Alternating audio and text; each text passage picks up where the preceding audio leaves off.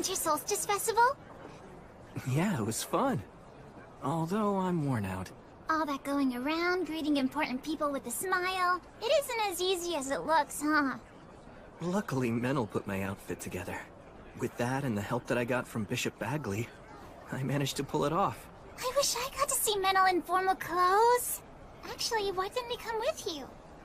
No, I invited him. But he said, shut up, at least let me sleep in today. What about you? Make a little money? Of course! This is a troubadour's most profitable time of the year!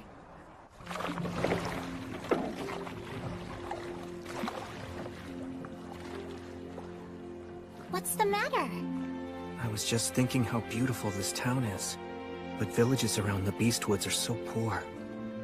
We have to work a whole lot harder. Will. Oh.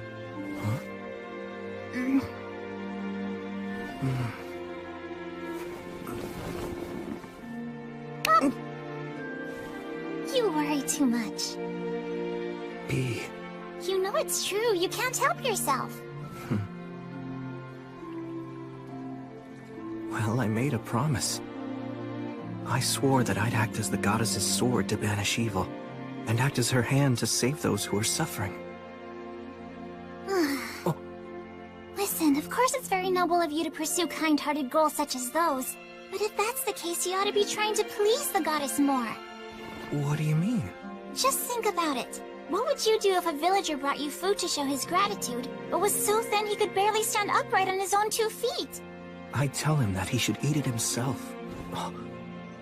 Don't you think the goddess would feel the same about you? Yeah.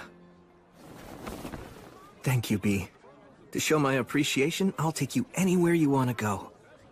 Oh wow, that's an offer I can't turn down! Let's go! B, you sure about this? Yeah, absolutely! There's something I want to see. But unfortunately, it isn't the kind of place a lowly troubadour can get into just by asking nicely. You could sneak in though, right? Because on top of being a warrior priest, you're a great sorcerer. A school tucked away in the woods of a forbidden land where sorcerers study the words of creation. The Academy. Well, let's go then! Wait. Oh! Hold on a sec. This is Maze Alley magic. And there are several signs here, too. Warning. Paralysis. Sleep. Blind. Yeah, we can't go in there. Wait, what? But shouldn't you be able to get through it? Come on! Use some of your brute strength! If we tried to force our way in there, it'd end up raining blood. And not metaphorically. It's set up to keep out the uninvited. I see. Well, if even you can't get in, then that's that. Let's head back into town and go. We can't sneak our way in, but... Yes, Will? Let's just go up to the front door. Yeah, that's a great idea!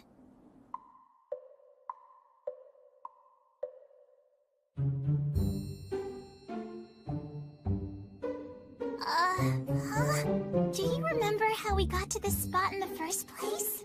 I mean, I know in my head where we came from, but... It's okay. Just keep holding my hand.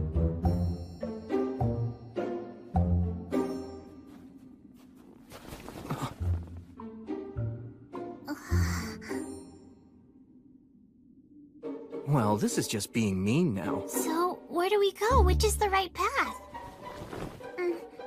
Ne, fronti crede.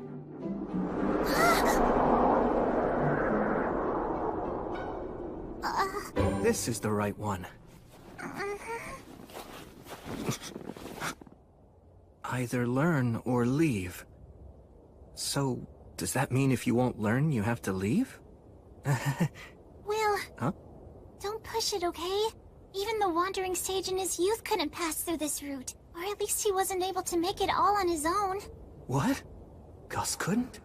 He was a child prodigy. But even so, he wasn't able to visit the academy without getting his master's help. That's how he found out how much he still had to learn. I see. So even Gus couldn't get through here when he was young.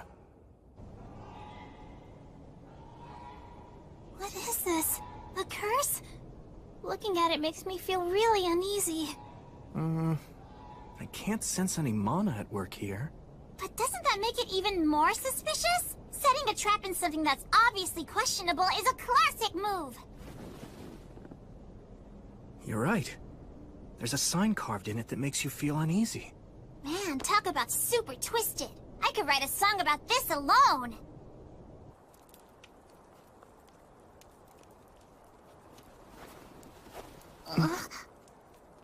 Oh? What's this? Visitors? It's a pleasure to meet you, sir. Allow me to introduce myself. My name is William G. Merryblood. And I'm B. Robina Goodfellow. And you, good sir? Would you kindly tell us what your name is? Oh, I'm just an old man who's got a lot of years built up behind him. I'm the groundskeeper at the academy. I don't really think that my name is worthy of giving to a paladin. More importantly, you must be cold. Why don't you join me and rest here for a bit? Sure, thank you very much. Tell us, kind groundskeeper. Do we still have far to go to get to the academy? That's your destination? Why exactly do you want to visit the academy, young lady? You don't appear to be a new student. There's something I want to see. Oh? Is that so? Well, from what I understand, only sorcerers are allowed to enter the academy. It's a rule. We were hoping to ask if they might make an exception for us. We would only need a quick look. Well, I hope you're able to get permission. For now, toast and eat these. They'll warm you up. Wow, thanks so much. We're very grateful.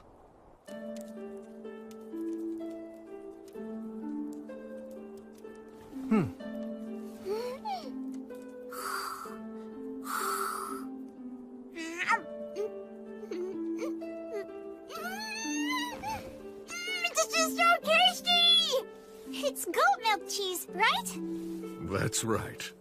It really is good. Incidentally, I've heard that the faraway paladin knows how to do magic. That's true. I can't deny that I have learned a bit. As the Academy's groundskeeper, I do witness magic from time to time, of course. But nonetheless, I'd be very interested in seeing firsthand just what sort of magic you're able to perform. I see. I think I'm being tested. I'm sorry, but I can't use my magic simply to show off. Please understand. Even if I beg to see it? Please forgive me. Has that always been your stance? Yes. My master taught me that. I want to uphold his ideals as best I can. Well, in that case, might I ask a favor of you? Yes, of course. Last night's snow has left all the trees quite damp, so my fire just keeps on smoldering today. It's rather tough on these old bones of mine. I'd really like to have some dry firewood if I could. Do you think you could prepare some for me? I could have solved this problem easily if I simply spoke the words of drying. But you can just use a fire to dry out the damp wood. That's common enough knowledge. I really appreciate this. It's so nice and warm. Now then, I have a question I'd like to ask the two of you so I can get your opinions on something. If great magic were to exist in this world, what do you think it would be like? Maybe it'd be magic that brings people happiness. Oh?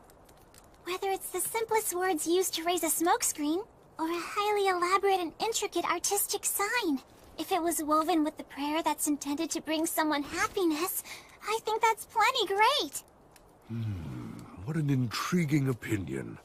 And just why is it that you feel that way? That's easy. It's because that's the way Will always uses his magic. It's a part of the reason why I like him so much. Although I will say he also tends to set aside his own happiness. I'm not too crazy about that part. B. Yes, I see.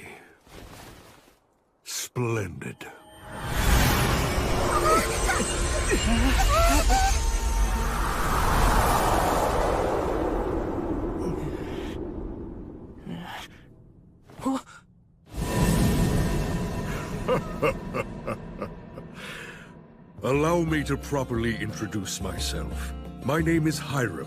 I am a professor at the Academy, and I'm also the Master of the Woods. And I serve as groundskeeper as well. Groundskeeper? I'll have to make a bit of a special exception, but I'll assume the responsibility and allow you to tour the Academy. Now then, young lady, what part of the Academy was it you wished to see exactly? Oh, well... Yes, I see. Of course. In that case, let's go.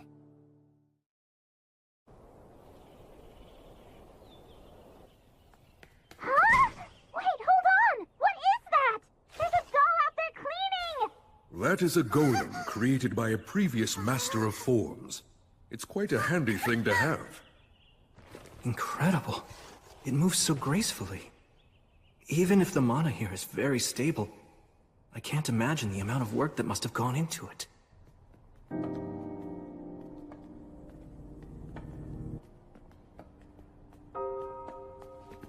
By the way, just how do you determine whether or not someone possesses a talent for magic?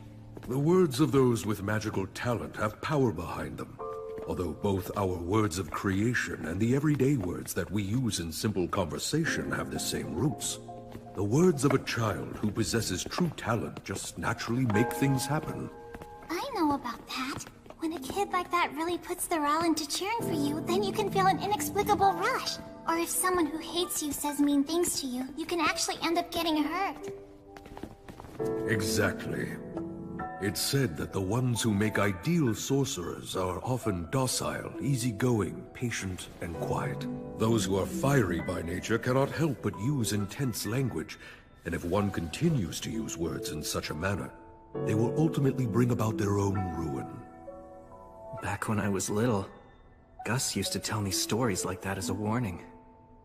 It seems it's a lesson that's shared amongst everyone who uses magic. And it's clearly a sentiment that's alive and well here at the Academy. Well, this is it. Here we are.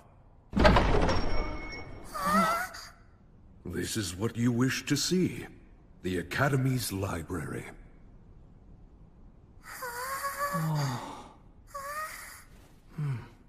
I personally authorize you to browse anywhere you might wish, except for the forbidden shelves downstairs. I know my request to come here was unorthodox, but thanks for allowing it. Very well then, I shall be waiting for you out in the courtyard. If you need anything, just call for me. So, you wanted to see these books? Yep. Are you surprised? A bit. I thought you wanted to see the Sorcerer's School so that you could use it as a reference in your songs. There's a book I'm hoping to find. You want some help? I think I'll just search on my own for a while. I asked you to bring me here and now you're just gonna be bored. Sorry about that. An introduction to the history of magic. I learned a lot from Gus, but I wonder what's changed over the past 200 years that he wasn't even aware of. Huh? B? I'll carry those. Thank you. Huh? A record of Academy graduates and a collection of local historical records?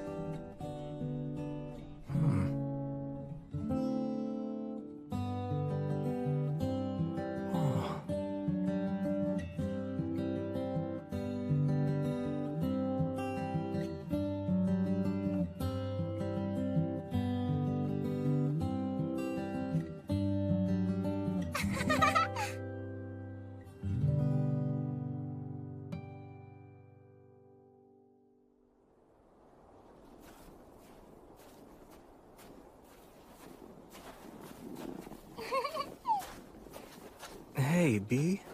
Are you wondering why I was looking for books like those? Back in the past, a long time before I ever became a troubadour, I traveled quite a bit with someone else. She was a lady with dirty blonde hair and eyes the same beautiful blue as the sea. We ended up together only by chance, but we got along pretty well. Later on, I came to learn that she was an amazing sorcerer. Apparently, she was traveling all over the place searching for lost signs in any ruins she could find. But she was so nice that she took on a lot of people's problems along the way. It wasn't like she was famous or anything, but in certain places, she was known as a hero. I was having fun, so I made all kinds of detours to stay with her. When it was time for us to go our separate ways, we waved at each other and said, "See you later." But then, she died not long after we parted. I heard she died fighting to protect a town from a group of specters.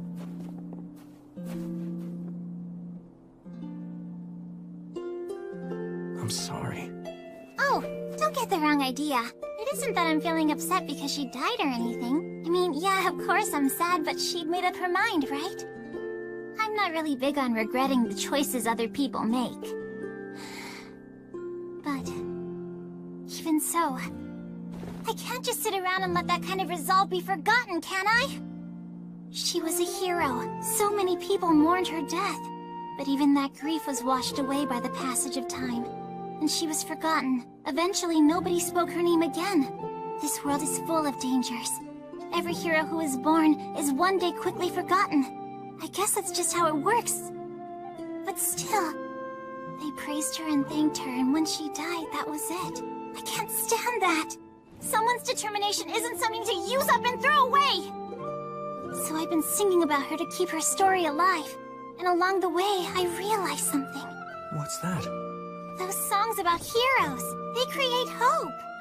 Do they? Those songs tell people that there's someone out there trying to save them with exceptional strength or magic. That there's someone who's fighting for them. That maybe there always has been. That brings a lot of hope to people. It's just the same as the 3 heroes that you're so fond of. And maybe like you too. Hey, look! That's what heroes are! They're like guiding lights. Wherever it is you walk, there are people who will follow after you.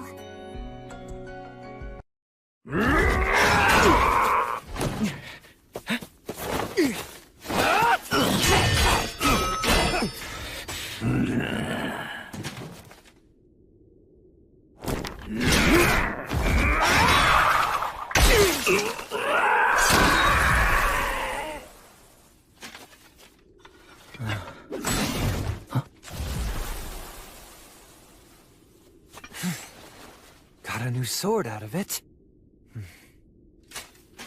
If the demon commanders were the gatekeepers, then that means... Yeah, it means the Lord of the Forest must be ahead.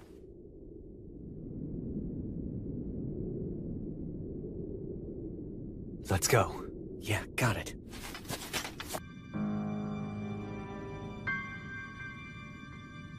So is that big tree? Yeah. He's the ruler over this forest's winters. The Lord of Holly.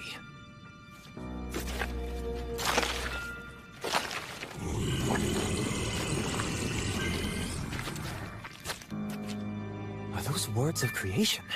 No, actually. That's a curse. Those are blasphemous words. What's happened to my gatekeepers? What do you think happened? I see. Let me guess. You're the faraway paladin, Sir William. And you are the one called Menaldor of Swift Wings. And you must be General Carnunos. If you 2 celebrated heroes have come here, we don't need to waste any time. I'll see to it that you die right here and now. A few days ago, on the summer solstice, I saw snowdrops that were blooming out of season. And that's where it all started. Crown Prince Ethel of White Sails asked me to find out why it was happening, so we came here to look into it. And that's what we found.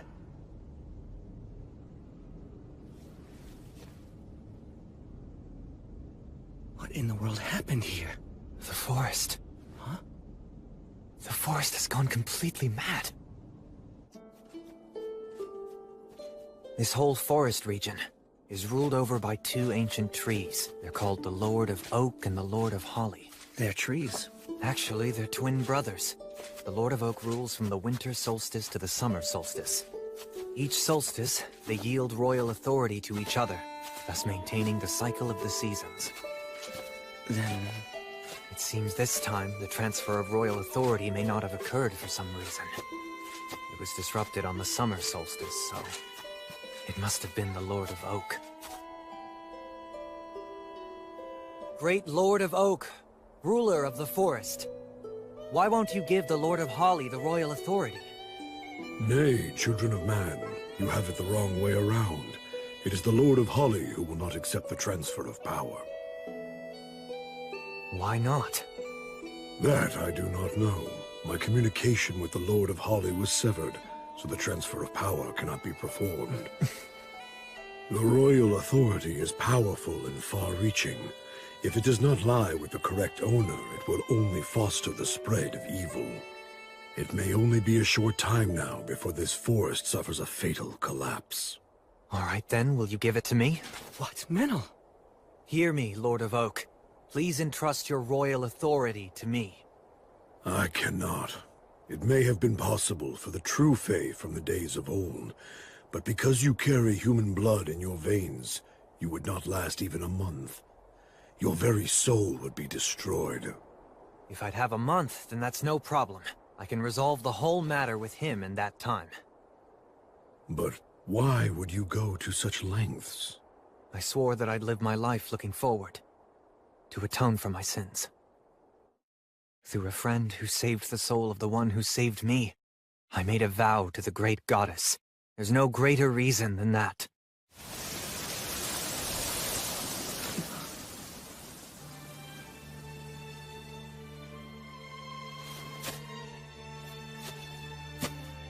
That path leads to a trial, a secret rite known only to this forest. I'm afraid that you, agent of the Goddess of Light, do not have the right to participate in it. Yes, I realize that. I'll wait, however long it takes. Rest assured I'll be back soon. So don't you worry.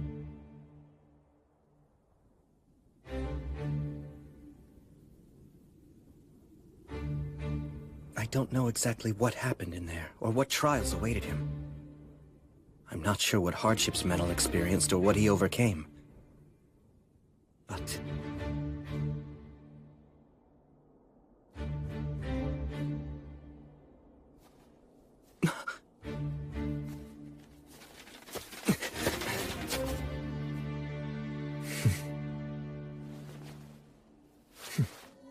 That was how Menel received the royal authority.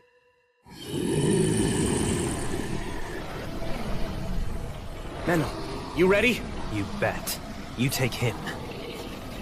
Hear me, O Lord of Holly, twin brother who rules from the summer solstice to the winter solstice.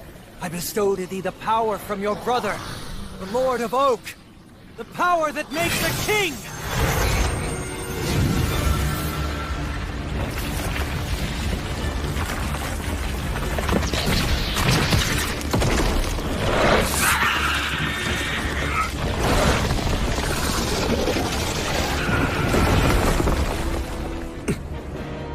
Going to regret that. I can't believe that you have already won over the Lord of Oak! You're done. And now for the forest! By Gracefield's light! By the goddess of the cycle of death and rebirth!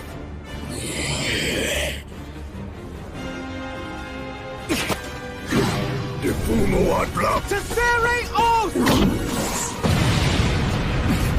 It still went off? Nicely done.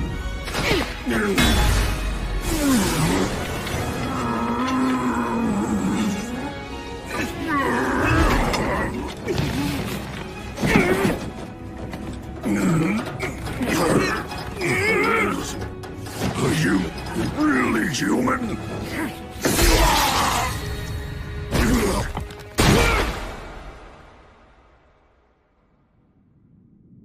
I am the Lord of Holly. For your bravery and valor in eliminating those insolent invaders, and for performing the transfer of the royal authority, I commend you and thank you. I must restore order to this maddened forest.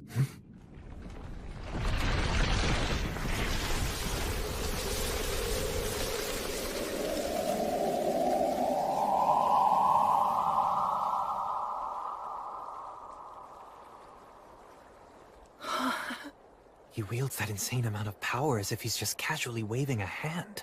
Child of both elf and man, you will be like me one day. Huh?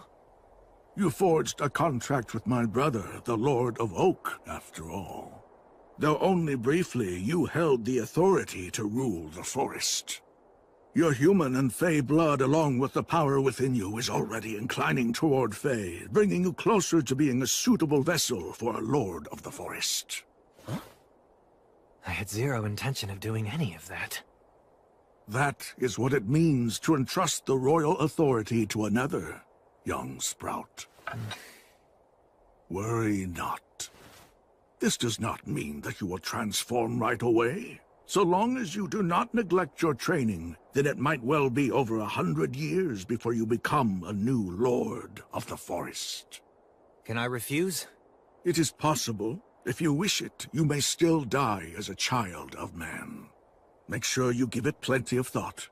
And you, child of man, disciple of light. Yes, sir. There is something that I must tell you. Do you know of the mountain range to the west whose rocks have turned red? The Rust Mountains? Is that what you mean? I'm afraid that in a future that is not so distant, the fire of Black Calamity will break out in the Rust Mountains. The flames will spread and may even consume this land in its entirety. What are you saying? Those demon beasts came here from the Rust Mountains. That whole land is now a nest of demons. It's a land where the enormous Lord of Hellfire and Miasma sleeps, making his bed from the riches of the mountain people. The Lord of Hellfire and Miasma? Whether you choose to fight it or accept it, be prepared. That day is not far off now. This is both a warning and an act born out of duty. Child of man and young Sprout, I promise you will have a bountiful harvest this autumn. The fire of Black Calamity.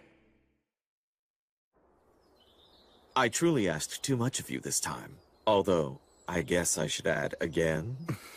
You got that right. You send us every damn time something happens. Well, keep in mind that the Paladin here is a retainer of mine, after all. And if I send for Sir William, I get a fine hero like you along with him. It's really quite a bargain. I'm not some market stall bonus. Perhaps not, but you are the Paladin's friend. Just as a person might fight for a friend, a knight fights for the people and also for his lord. Am I mistaken? Service, devotion, loyalty. That all sounds nice on the surface, but what's the reality? Overburdening someone breeds discontent. What if the next time you need them, they don't want to help? Yes, that is true. I wouldn't want the Paladin to run away from me. So I have to make certain to compensate him very generously to ensure that he sticks around. Exactly. That's just the kind of attitude that you need. It's important. I'm sure that it makes him feel good about demonstrating his loyalty. I'll give you money and whatever goods you may want later on. Leave it to Menel. That aside, Sir William. Yes? What is it, sir? I have a big favor to ask of you. It's about Meneldor here. Would you agree to give him to me? What? He's a very talented fairy user as well as a masterful hunter. Plus, he's a half-elf who doesn't age, and he doesn't mince words with me.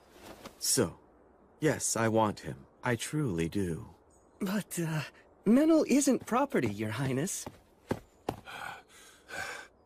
Apologies, Your Highness, for making you wait. Thanks for coming, Bagley. Good to see you again, Bishop Bagley. Ha! Victorious yet again, I suppose. My word, hero. After all the flattery for your peerless acts of valor, I thought you'd have become reckless and lost at least once by now. Moving on now. Why don't you give us your report on this incident, Will? The fire of Black Calamity will break out in the Rust Mountains. The flames will spread, and may even consume this land in its entirety. That's what the Lord of Holly warned us of earlier. I thought the matter of the demons and demon beasts had settled down. Now there's the fire of Black Calamity, and the Lord of Hellfire and Miasma. I have other concerns, too. There's also that story you told me about the demon's High King sealed in the City of the Dead. It's simply one issue after another, isn't it? Honestly, never a dull moment here. Tell me, Hunter, this Lord of the Forest, exactly what sort of power does he possess? Can we actually put our trust in this prophecy of his? Call me by my name, old man. You're in no position to talk! Could you two please try to get along? With this insolent brat? Oh, please, spare me your jokes. Give me a break. I hate pompous oafs like him. But even so, he does make a fine business partner, doesn't he? Well, I do admit that he is quite talented. I wouldn't be sitting here with you otherwise.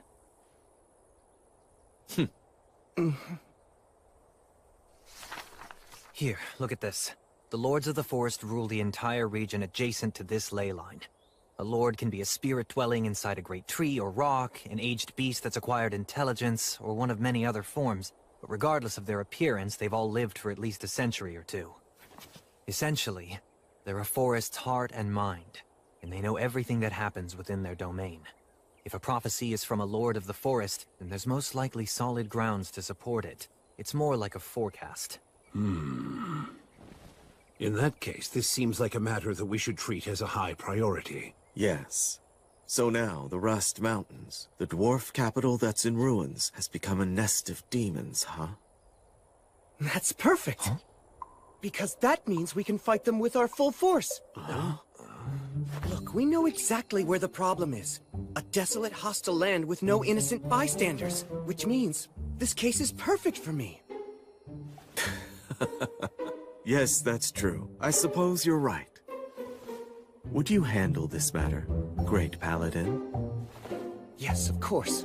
Oh, for the love of... If a Lord of the Forest promised you that there'd be a bountiful harvest, we can assume that we're safe until autumn at least. First, we should gather information.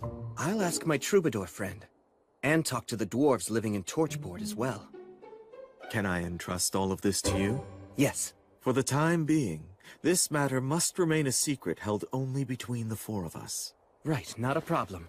I'm sure it'll all work out. When you say it like that, it makes me feel like it actually will. Just don't get cocky after all this hero treatment and let your guard down. You want to know about the Rust Mountains? Yeah.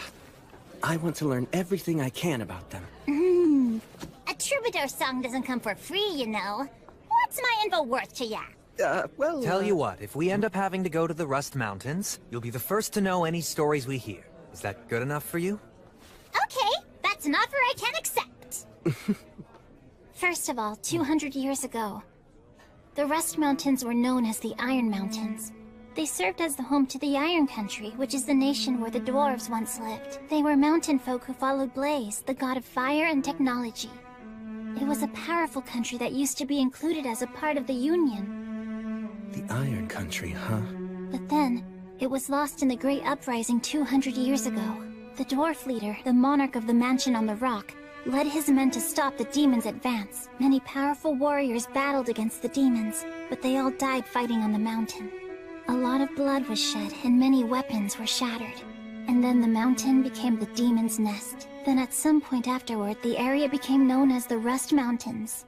Was that because that's what happens when iron dies? The details have been lost. Not even the songs about the battle have survived. There isn't any real information about it. Why's that? Because all of the dwarf warriors and citizens were basically wiped out. And also, no one will mention the fate of any dwarf who fled the country. It was just too cruel to talk about. Half a year ago, I remember we took in a group of dwarf refugees over at Torchport. I'll never forget it. They had a look of utter exhaustion in their eyes. It made me realize that just one wrong step, and that easily could have been us instead. Manel, you... Everybody knows what terrible things can befall people who are driven out of their homeland. That's why none of them want to talk about their home, or bring up anything about what happened in that final battle. I can understand that. Anyway, that's really everything I can tell you about it. I'm sorry. No, don't be. You've been really helpful. But you know, Will. Huh? If you were to approach them with the understanding that you have now, they just might be willing to talk. Especially since it's you. Good advice. Thanks so much.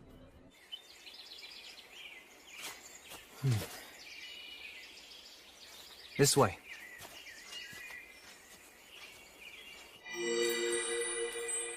This is the fairy's path. You sure this is the right way? Yeah, I can tell. I mean, I can tell now, at least. Because of the royal authority? Apparently, although it's not like I asked for it. You know, if you and I end up getting separated, then I'm done for. Oh, don't worry. There's no way I'm going to lose you. If you wander off, I'll just drag you back. Really? You can do that too? I was planning to train myself to do this. But hey, whether you get it for free or work for it, power is power. It's really all the same once you make it a part of yourself. This is amazing, though. I mean, you are going to become a lord of the forest someday. Well, maybe in 200 or 300 years. It could even be more. It'll probably be somewhere around there. I'll be long dead by then. That's true. Maybe I'll be the one who maintains your grave. And I'll be able to see how your kids and grandkids end up too. Huh. I hope everything will have settled down by then. Wait, you've been planning to do that? Yes, that's right, I have. I have all kinds of debts to you that I can never repay. At some point along the way, all half-elves have to make a life-altering decision. To live in perpetuity as an elf alongside the earth and water, almost like the Fae do, or to live a more human life, fleeting like a flickering fire or a gust of wind. That's the fate of those born with both bloodlines. And my choice is to see what becomes of your accomplishments. I might not be able to do anything all that great, though. Oh, come on, you're already enough of a legend. I'm sure you'll keep on making more legends, even with that spaced-out look on your face. I'll be fighting by your side, so somehow I'll have to survive until your life ends. And then, it might be nice to wrap it all up by fading into the forest. Of course, first I'll have to say something totally cool to make myself look good. If you notice any... Huh? Hey, Will! Manel! The Rust Mountains, huh?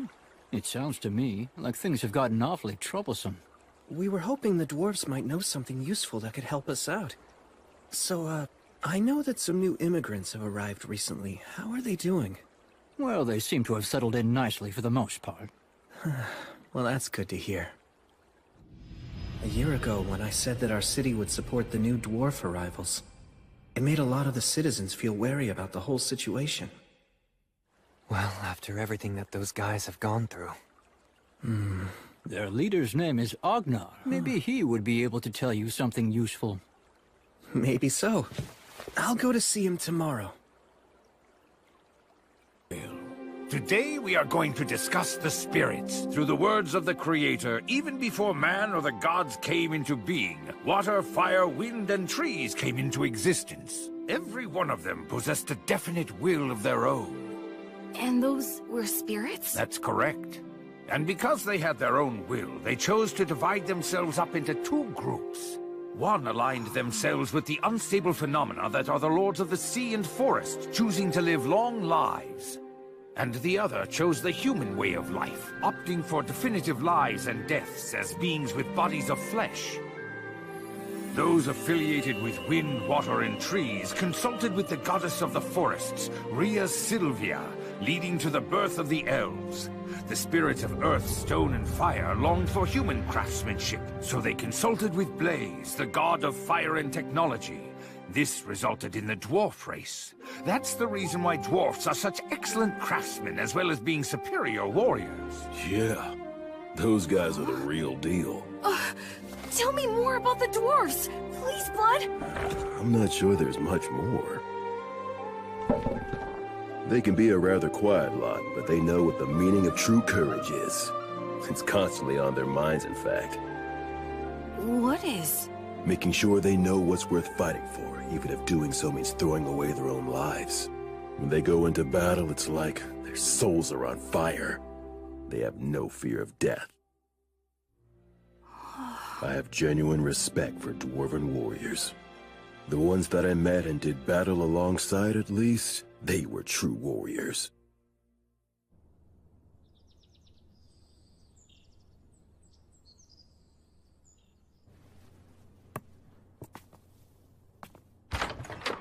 Hello there, good morning. Young master, good morning. I'm heading out soon to do some training. That's quite some bedhead you've got there.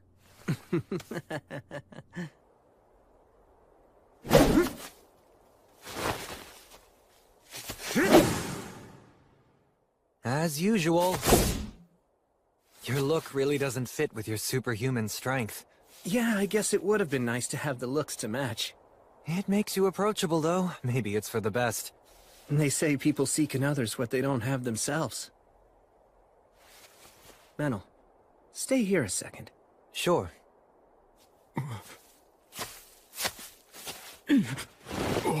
Hey there, good morning.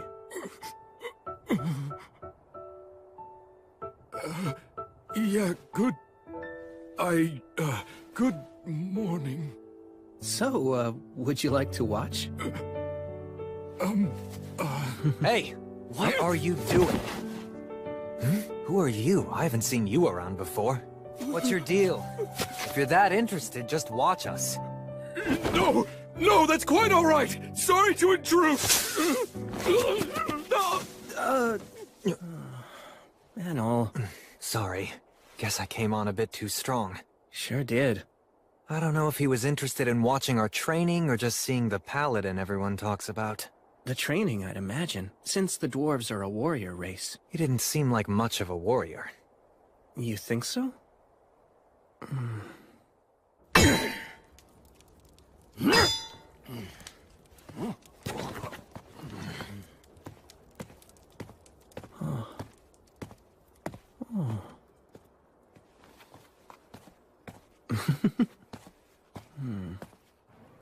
Welcome! Thank you for coming here to see me. I'm sorry for visiting you on such short notice. Oh no, it's no problem at all. Besides, there's someone that I wanted to introduce you to. He represents the immigrants who've recently arrived in this city. He's actually my granduncle. His name is Grendir. At your service. I serve His Highness the Crown Prince Ethelbald Southmark. I've been entrusted by him with the duty of governing Beastwoods. My name is William, sir. So you and your people, why did you come here? We came to die. Pardon me. Uncle Grendir, you're only going to upset him by speaking so frankly. We haven't much longer left in this world. Our only wish now is to die with our eyes on our homeland. Uncle Grendir is one of the last survivors from the mountains to the west. Oh, from the Iron Mountains. I gaze at those mountains from this great distance, dreaming of the day when we can reclaim them, and hoping such a thing is even possible. I know that I'd be able to die happy if that dream would only come to pass. While I realize that this may cause you some inconvenience, I would be willing to do any kind of work, if you could just allow me to stay in some little corner of the city that... Please just rest at ease. I'll do everything that I can. I promise that I'll protect all of you from injustice. Thank you. Thank you so much. 200 years ago, there was a monarch who ruled in the Iron Country. Short and frail, he wasn't very proficient in the martial arts and preferred to spend his time writing. His name was Arvanger, the last king of the Iron Country. He presided over an age of peace. The land was blessed with prosperity and well-being. But then, a storm came. From the depths of the abyss came an invasion of demons that was led by the High King of the Eternals. When the fires of war encroached upon the Iron Country, an emissary from the demons appeared. It demanded that our people agree to follow the High King. Today's our last day to respond to their demand. If the only difference is who sells us weapons, does it really even matter? Those demons can't be trusted! We must fight them to the death! But if we're dragged into war, our children will die! What are we to do? I will make the decision.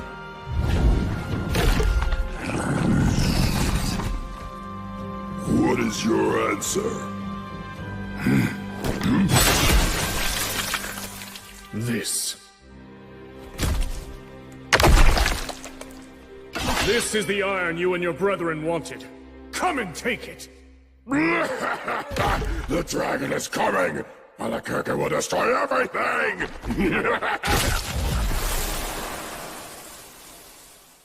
I will not allow it. We will draw the demons of the abyss here and slay them in the bowels of the earth. This chamber will be their tomb! Those who are not warriors or are still inexperienced ones, you are to retreat from the Iron Mountains.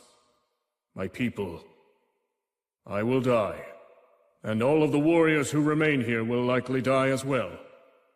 But still, we must not let the Iron Country die. It pains me to issue such a selfish order. It tears my heart in two, yet issue it I must, even if you lose your homeland and drown in regret and disgrace. Go live! That is the battle that I command you to fight after leaving this place.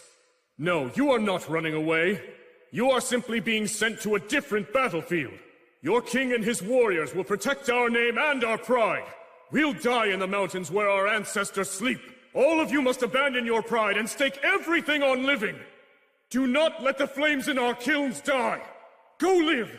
Live and keep fighting that battle until we may reclaim our land. That is my final order. That tale is the legend of the Iron Mountains handed down to us. I wasn't even born at the time when that terrible atrocity occurred. At the time, we'd only recently become royal guards. We didn't even get to fight. The only thing that we could do was obey orders. And we left amid the bitter cold and the treacherous path. My child, my joyful child, who was always smiling, encouraged us all to keep going. But even they could not smile any longer, and they passed away. I can no longer even remember how many died. Yet somehow I survived. I made it through that time of chaos and lived 200 years. And now you have returned this land to the hands of man. And not only that, you have even shed tears with me. We can return home. Someday not far off we can fulfill our king's decree. How noble it feels to be able to continue believing such things. Sir William, thank you. Thank you. Arvanger, the king of the Iron Country. And what about the dragon he spoke of? Bastard!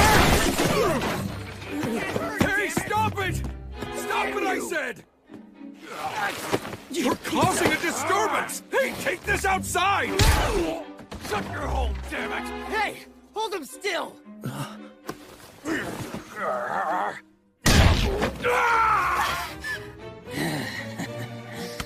That's enough. Huh? Shut up! What the hell? I won't let you take this any further. You two have just had a bit too much to drink, right? Sorry for the disturbance! Take this and spare us!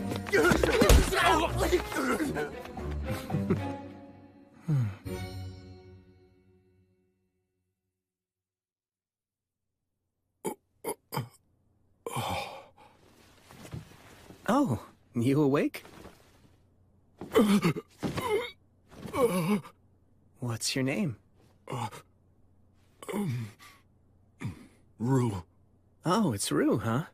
Let me introduce myself. My name's William. It's a pleasure. Well, it looks like you're okay. It's amazing you didn't even get a scratch after taking such a beating. Toughness is the one thing I've got going for me. Hi. Are you the owner? Allow me to apologize for all the commotion earlier. My father's laid up right now, sick in bed. When those men started fighting, there was nothing I could do to stop them. May I examine him? What? I could never ask that of you. I really don't mind. Besides, I can't just sit here doing nothing if I know someone's ill. The goddess would be furious with me. Okay, I'll be back in a little, Rue. Please, rest here a while. Right.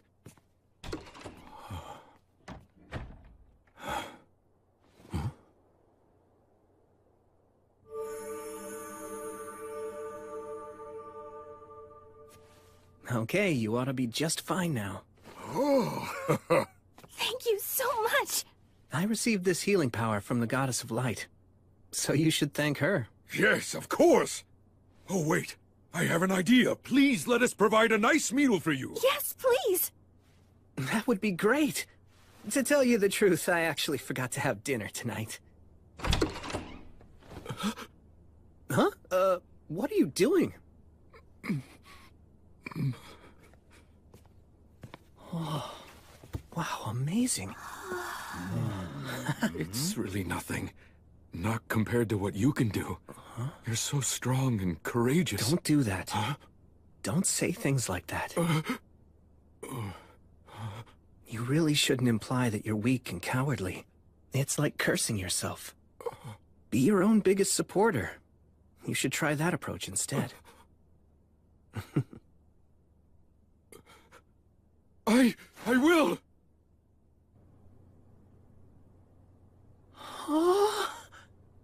Enjoy it before it gets cold. Thank you very much.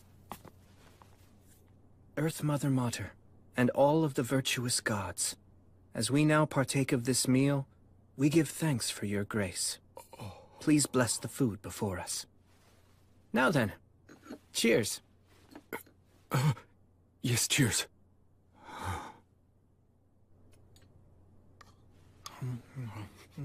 Tasty. Yeah. Tell me, why were you here anyway? Well, you see, I just migrated here, and I guess I kinda wanted to get my bearings. So I was sort of exploring. There's nothing unusual about wanting to look around. Yeah, but all the other people in my clan have been keeping busy. You're talking about Grender? You don't need to worry about that. Actually, I just happened to come from speaking with him in Agnar. You are remarkable. You're just so strong and dependable. I'm afraid I'm nothing like you. Then, why don't you give it a try too? You can get a certain degree of strength by eating well and training. Dependability comes from good choices and habits. I believe that we met for a reason. I'll tell you what. Try considering this idea. Become a Thane. You could work for me if you want, if that's something you're interested in. Wait, really? Do you actually mean that?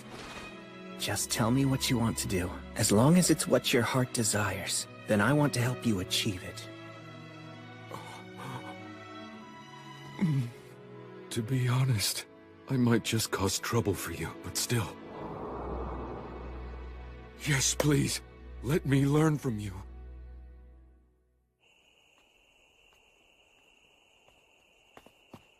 Huh?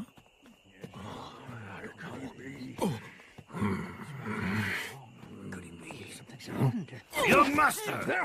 Where in the world have you been? Before you go somewhere, you must tell us! Regardless, I'm glad you're safe.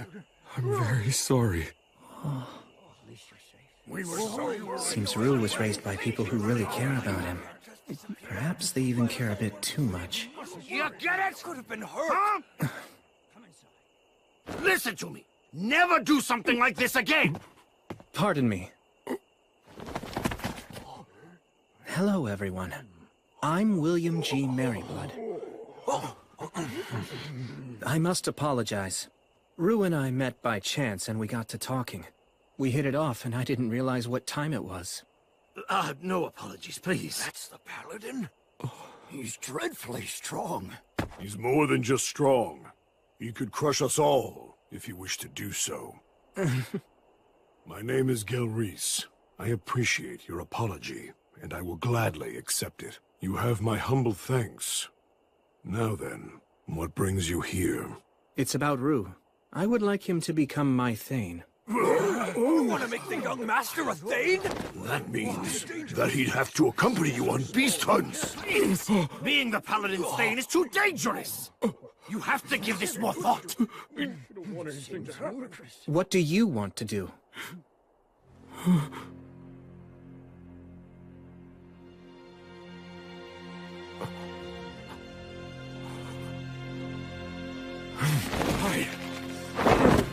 What I want is to learn from him! To learn what a warrior is! To find out what courage is! To discover it with my own two hands! If I never confront danger, or never even take a single step on my own, what can I ever know about being a warrior? What can I really know about having true courage? It's simple. I want to be someone I'm not ashamed of. For our ancestors! If I know nothing of battle, or of courage, or of conducting myself nobly, can I call myself a dwarf? It's final! I've no intention of ever reversing my decision!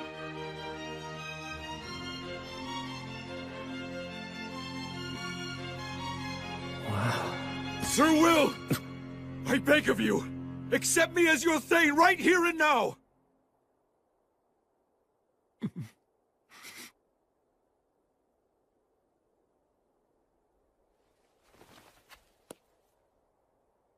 I will guard with my own two hands the loyalty you offer.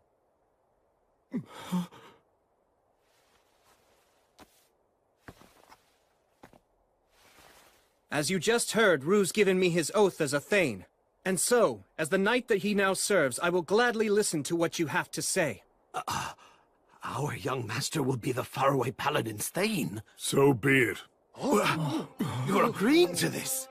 He's never asked for selfish favors. He's always respected the predicament we have lived in. And as he just said, this is what he wants. All right. I will explain the situation to Grendir, young master. Oh, thanks so much. But still, know this. From this day on, you can consider yourself to be like a dead man to me. But why? Since you've entrusted your loyalty to a great warrior, you must never value your life above his. Serve him faithfully, prepared to die for him without hesitation if it ever becomes necessary. You understand? Yes, I understand! Grendir and I will check in later to see how things are going. Take good care of our young master. Of course, I most certainly will.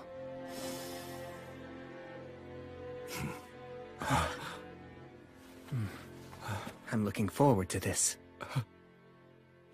Yeah, same! Let's talk about your pay now. There's a lot involved in being a Thane, but I'll provide your equipment, and I'll pay you. Oh, I'm just happy merely to be serving you. That's not enough. I had someone tell me many, many times about how important money was. Right. If I don't compensate you fairly, it'll look bad. Some may say I don't value your work or loyalty. Granted, it may be in bad taste to put a price on everything, but money is almost always the clearest indicator of value. You're so mature for your age. Well, that's the goal at least. I'm trying my hardest.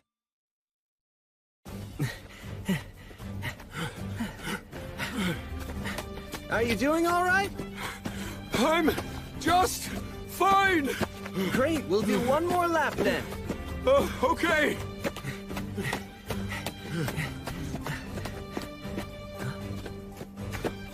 Blood, Mary, and Gus must have worked so hard to figure out how to teach me everything I needed to know. How'd they train me so efficiently? Last lap, full speed! All right! Well, all I can do is keep trying my best, and maybe I'll reach their level someday.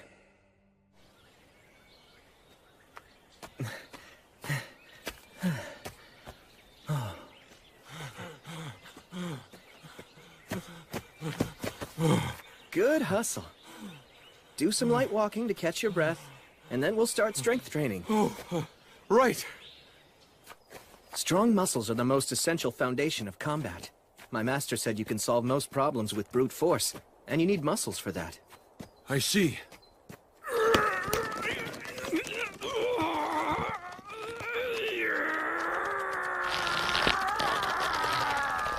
Okay, that's good. That's enough strength training for now. Will we do this every day? Yep, we worked on your arms this morning, but we'll alternate our training. We'll focus on different muscles on different days. Yeah, I guess that makes sense. Actually, later on, I'd like to do some practice swings with you to check your footwork and how you move your body. Uh-huh. But first... I think you guys met before, but let me introduce my friend, Menel. Hey. Oh, yes, hello. So, I guess I should say I'm sorry for scaring you the other day. Oh, that's okay. So from this point forward, Menel will join your training sessions. Also, I'll be asking him to work with you whenever I'm away or unavailable. Right! I appreciate your guidance. Sure thing. I need to go and attend an assembly. After that, I'm going to go check on the people who we treated earlier. I'll let you take over now. Fine. Okay, let's start with practice swings. Right! Okay, I'm counting on you then. No problem. I'll take care of it. Well... Oh, hey! It's our lord! Ah, well, good to see you.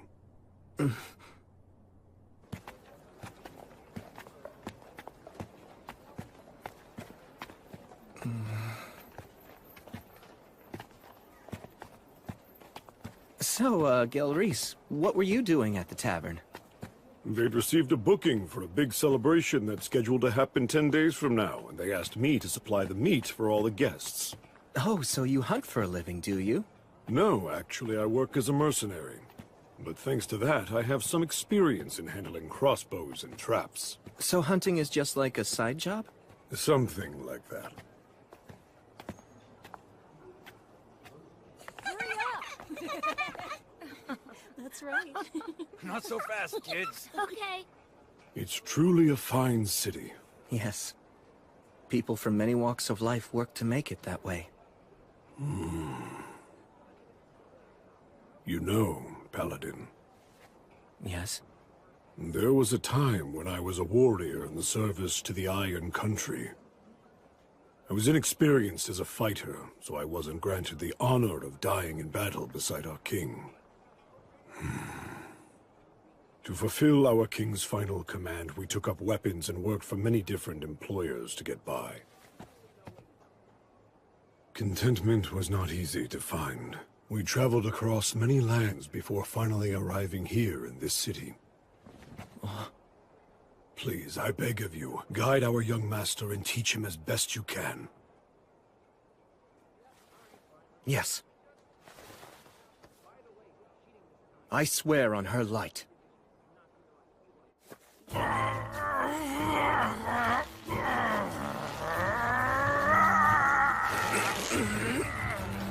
Tell me, is this your full strength rule? Surely you've got more in you than this! This is your best! We're done. I'm afraid you've lost. Getting used to pain is just another part of training. How did you do that incredible move? You mean that last one? Hey there, Menel. Come over here. As your test subject? He'll understand it easier if he can watch it.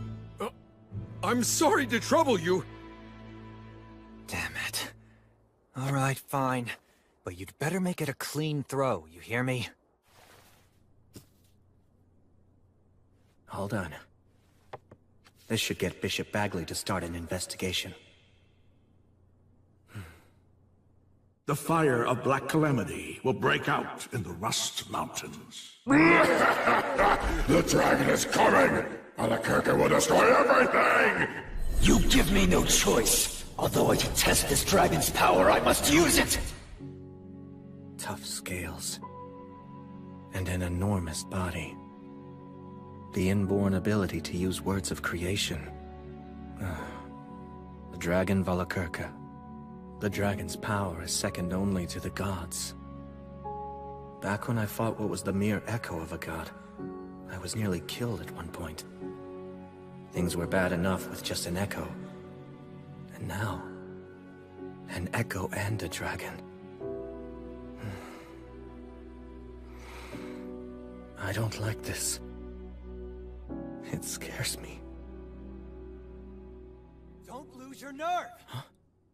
Come on! Again! I'm wearing armor, so why would you hesitate to attack? Good grief, I think you might even be more naive than Will. So what's the matter? You giving up already? You gonna run home with your tail between your legs? No, I'm not done!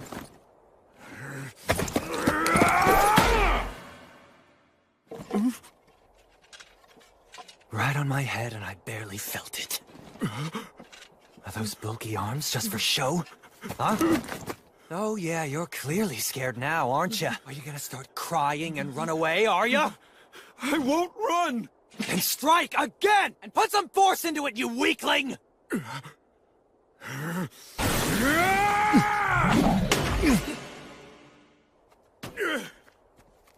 Always reliable, that Menno.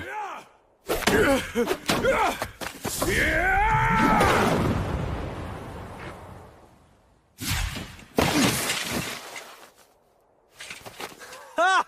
You actually put some spirit into that one. Keep it up. Thank you very much! Incredible. Rue gets stronger with each sparring session. Hey, Blood. Was this what you were feeling? Back when you were training me?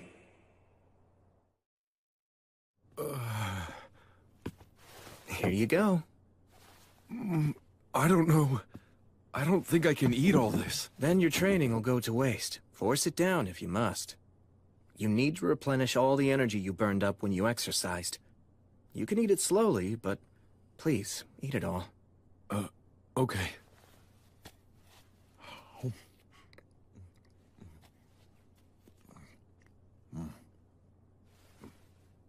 So, I just wanted to say thank you once again. For what? Well, first of all, for allowing me to become your Thane, and second, for the training you're giving me. You even pay me and provide me with food, and for all of that, I'm extremely grateful. Are you aware of my background? Well, I have some idea, I guess. You see, I was actually born of noble blood within my clan. My parents died of an illness while I was young, so the other people in my clan shielded me from hardship.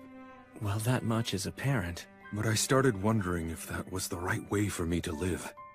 I bear responsibility for my clan. Should I be so weak and so cowardly?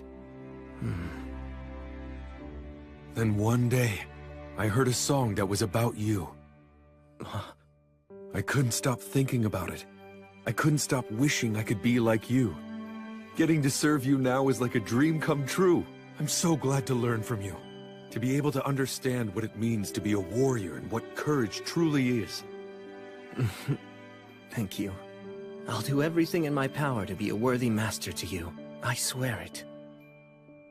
But I'm not so sure I can teach you what courage is. What?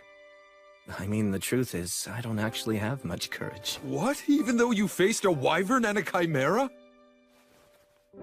Rue, if you face opponents you know you can defeat, is that really courageous? You knew that you could defeat them? To be frank about my combat strength, I'm far more powerful than a wyvern or a chimera. I can kill them by just using my fighting techniques. Wyverns and chimeras, none of them frighten me. Beating opponents you're not afraid of, that isn't courage. Well then, what do you think courage is exactly? You know, I'd really like to know the answer to that myself. What would I do? How would I face an opponent who I don't really think I could ever defeat?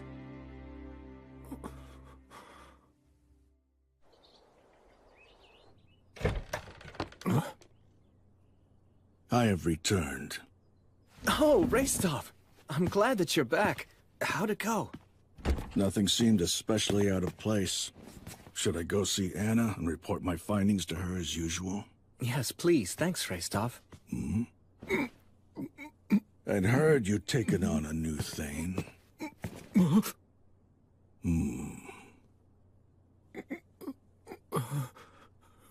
You're too hunched over. Your shoulders are too far forward. It makes you look weak. Pull in your chin, straighten your back, clench your teeth together. Don't let your eyes dart around. Look someone in the eyes or look at their mouth when you're talking to them. Right! That's good. Or at least it's a little better. My name is Rastov. What do they call you? Rue. I see. And what do you think of William? I respect him. Then make sure you don't do anything to damage his reputation as your master. Keep your eyes facing forward and always stand up straight. Right! When you speak, do so with confidence and choose your words carefully. If you can't do that, stay silent. Got it? Yes! Was that okay? Of course. I was actually planning to ask you for your input. Good then. You said your name was Rue? Well, be prepared. I'll be butting into your training. Right! Oh, that's right. Hey, Rastov. What is it? Let me ask you, what do you think courage is? I don't know what's been going through your head. But as long as you keep thinking like that, you'll never know. I guess you're right. I kept an eye on the Rust Mountains for a while, but throughout the summer and fall, they were as peaceful as could be. Just as the Lord of Holly promised, the forest was plentiful, which made everyone happy. When the time was right, the city even held a festival for the wheat harvest. The third winter that I'd spent in Torchport was drawing ever closer.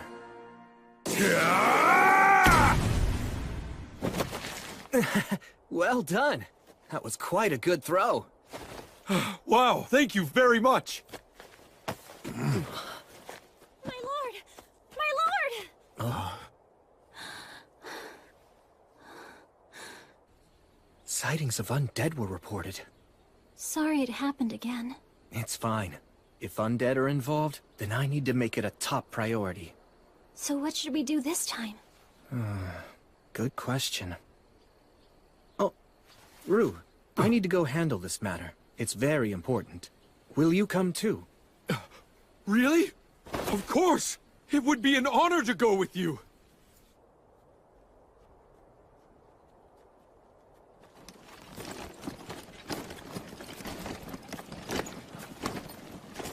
And one more thing. I've heard that dwarves can see in the dark, but don't rely just on your sight. Yes, understood. Quick quiz. Where are we headed to? To the west, towards Pillar Mound. Is that right? That's where the most recent sighting was reported. But it's deep in the forest, so it hasn't been fully explored yet. Right. The main reason is the fog, although no one knows why it's so thick. Whether it's the geography or a magical barrier. Let's remain cautious. Yes, sir.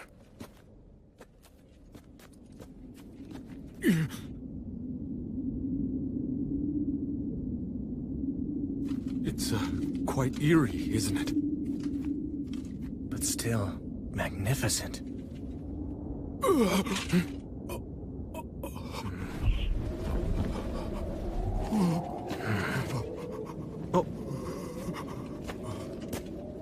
Sir Will! It's all right. Look closely. What is that thing? A gravekeeper, I think. A gravekeeper? This place is a burial site. Really? It is? This figure is probably here to scare off any potential grave robbers, and the fog is likely either a magical barrier or the result of a contract with the land spirits. I imagine the reason this place was created was to be a resting place for loved ones who'd passed on. And so... may everyone here please rest in peace.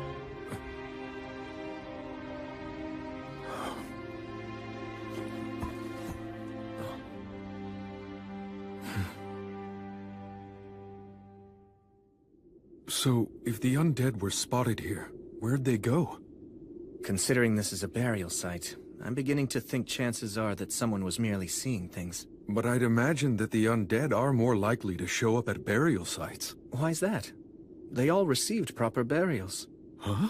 Those who've been killed and then hidden, or bodies left out in the open, are the ones who tend to receive the god of the undead's blessing.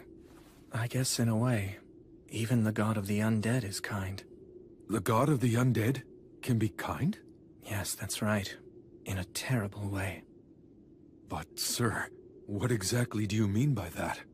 Stagnate, the god of the undead, simply cannot bear to see people die miserable, hopeless deaths. Thanks to that, when facing a tragic death, all dying creatures are granted the right to overturn it. But, that's a... While it might be a blessing for them, it's a curse for others. But still, this remains a core belief of Stagnate's. That no one should ever have to die in misery. And if they do, they can overturn their death with the radiance of their soul. Sir Will, you, seem to know quite a lot about all this, don't you? To meet a real echo of Stagnate, surely you've never really encountered one of those before, right? Perhaps what you encountered was a herald instead. Sir, why won't you look at me? Well, I mean, how do I put this? Please don't laugh right now! It seems like someone was just seeing things. So then our search was all in vain? Is that? Rue, over here. Does this lead to the interior of the mound? Let's go look. Right. I don't see anything. Lumen. Flammo Ignis. Here, carry this one, Rue. Understood. How come we need two types of light, though? When you're going up against an opponent with no night vision, what's your first target? Okay. Let's go. All right.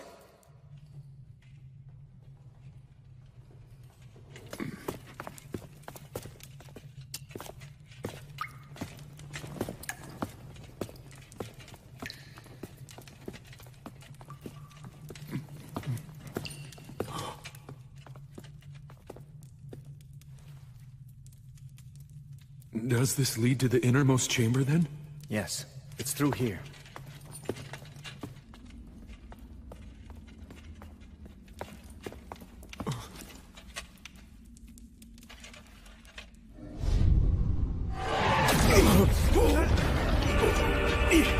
No! This is...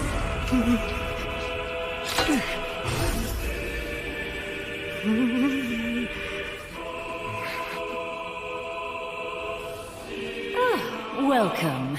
This is my home for now. Has it really been 2 years, Warrior of the Light? Stagnate, it's you.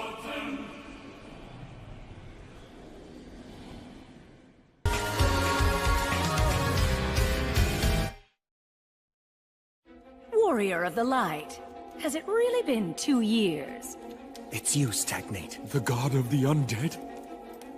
Defense isn't an option here. So we have to... Now hold on just a minute. If you two intend to fight me, you will win. The form that you see here today isn't an echo after all. A herald.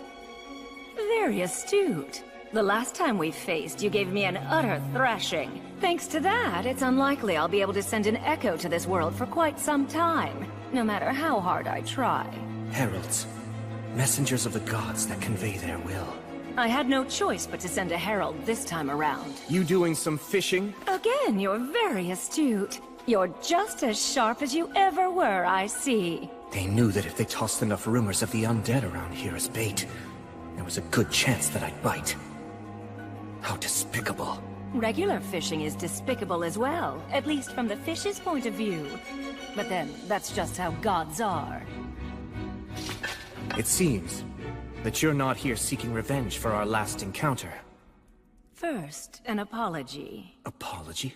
The echo that you faced last time behaved shamefully in its dying moments, and for that, I am deeply ashamed. Newborn echoes tend to be very emotional and irrational. They act impulsively, and in general are rather infantile. Still, that's no excuse. The god of the undead is apologizing? You know, young dwarf, that powerful warrior you're with actually managed to kill me. All that stabbing and being stabbed, what a fiery night it was. I wasn't aware that gods had such a fondness for jokes. Look, just tell me what you want. You're no fun. I mean, really, would it kill you to humor me a little while we chat?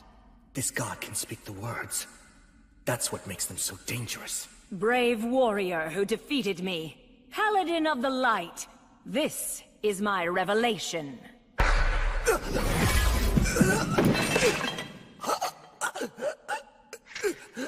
Sir Will! William, armed with the blessing of light, you will face the dragon, and you will die in defeat. If you don't wish to die in vain, don't fight the god's sickle.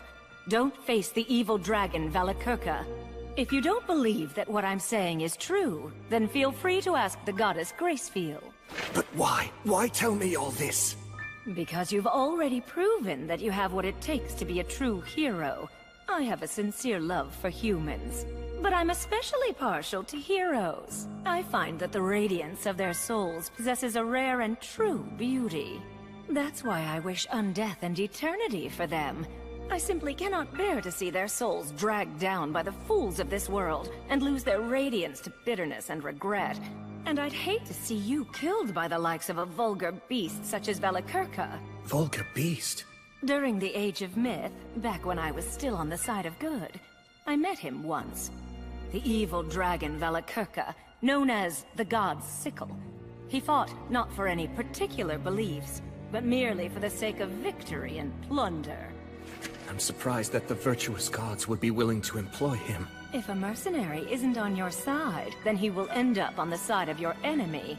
Soon after that, I betrayed the virtuous gods for the sake of my own beliefs. Many remarkable battles were fought, and several of the old gods ended up leaving this world. It's the same myth that Gus told me. But he was different. You mean...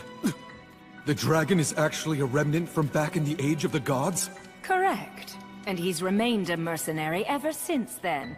And that includes during the Great Uprising led by the demons from the Abyss. The Great Cataclysm 200 years ago. And the end of the Union Age. He was hired by the demon army.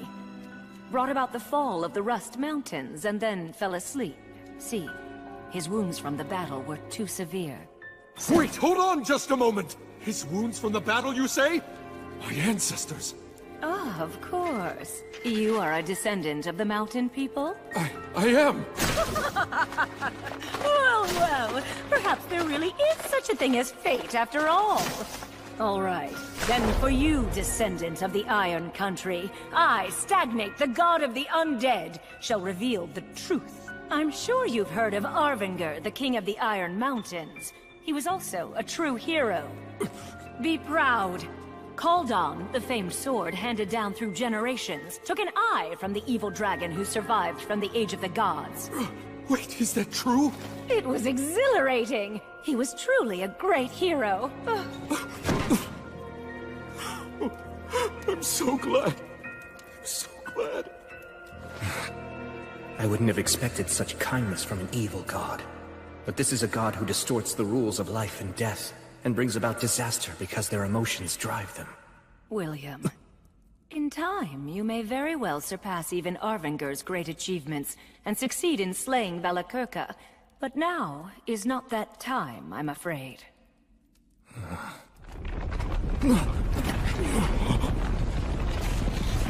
The dragon's sleep grows ever more shallow.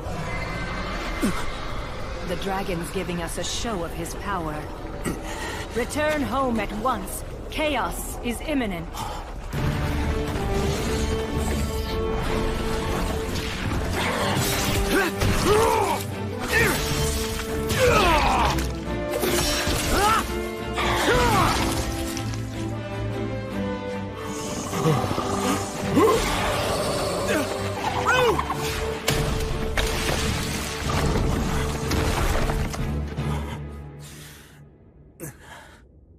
This is the cry of the dragon. It also goes by the name, the Dragon Roar. The overwhelming might of a ruler, which strikes fear into every living thing.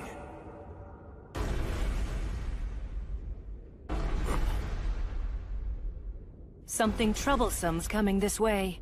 Even you will likely struggle some with this foe.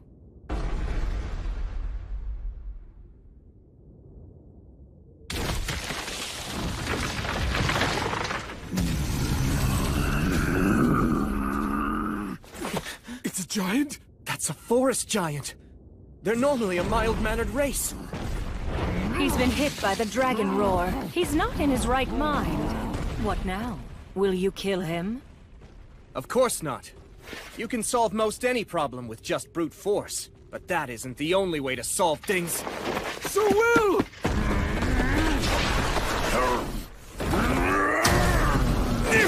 This is nothing!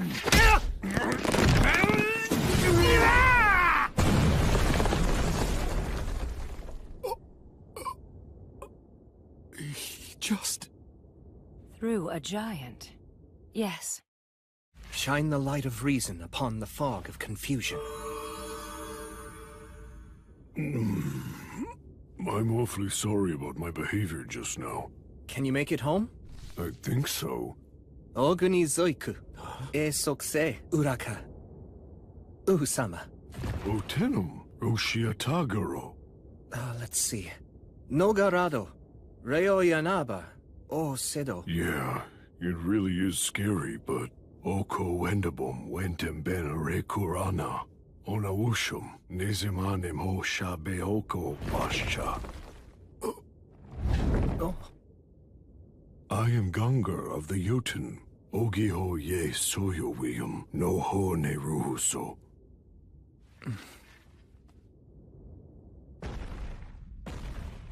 Wow, I've never even seen a giant before. Yeah, me neither. Yet you speak their tongue? My magic teacher had immense knowledge and an amazing memory. You saw it. That is the power of the ancient dragon that even the demons fear. If he awakens and tries to bring about another uprising, then you will have no choice but to defeat him. But you won't be enough. I should have people sacrifice themselves? Even as a foe. That doesn't seem like something that you would say. 1,000 lives is worth it to save 10,000. As infuriating as it is, so long as you live, more people can be saved, so there's no choice. As bringer of the light, the faraway paladin should think long and hard on it. Farewell. Soon enough, we will meet again. They appear to be rather partial to you. They have their eye on me, that's all. I've heard it said that the gods wish for heroes. They send proxies to the living world to make their divine will known. You are the hero who symbolizes the goddess of light. Is that why? The god of the undead wants me to feel indebted to them. Well, knowing that, what are you planning to do now, Sir Will? Good question. I wonder what I should do. The effects of the Dragon Roar caused a great amount of damage throughout Beastwoods. In order to take in people who lost their homes, to treat the injured, and to subjugate the demons now running rampant, I sent adventurers out across the land. If the dragon were to awaken and happen to fly this way, it would most likely destroy not only Torchport, but White Sails as well. There's no doubt about it. The evil dragon is accompanied by high-ranking demons. I sincerely doubt that you can defeat them on your own. Of course. There's nothing shameful about running away.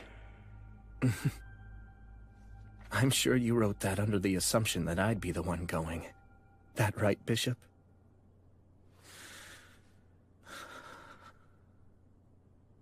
Goddess, if you would only tell me that there's a way for me to win. Or if you told me to fight even if I couldn't win. If you ordered me to prove my righteousness, I'm sure that back when I couldn't move forward, when I was mired in frustration, when time was just passing me by as I sat idle, I was reborn, raised with love, respected and acknowledged. and regarded as the central figure among my peers. I'm coming in. Wrestling with yourself again, huh? Yeah. So that's why you didn't notice. Take a look outside. We've got a bit of trouble. Huh?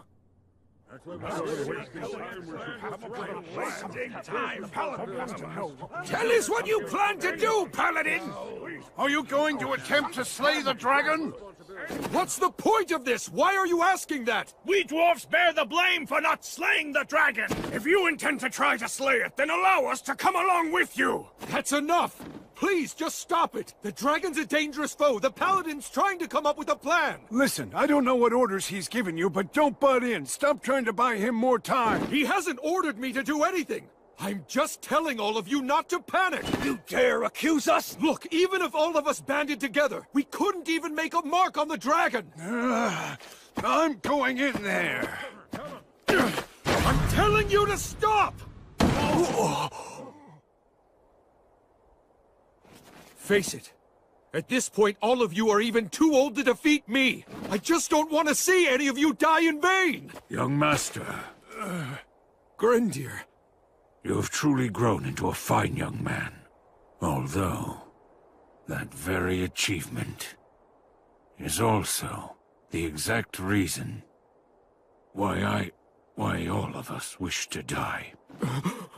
We had wanted to fight by our king's side, and were ready to die with him.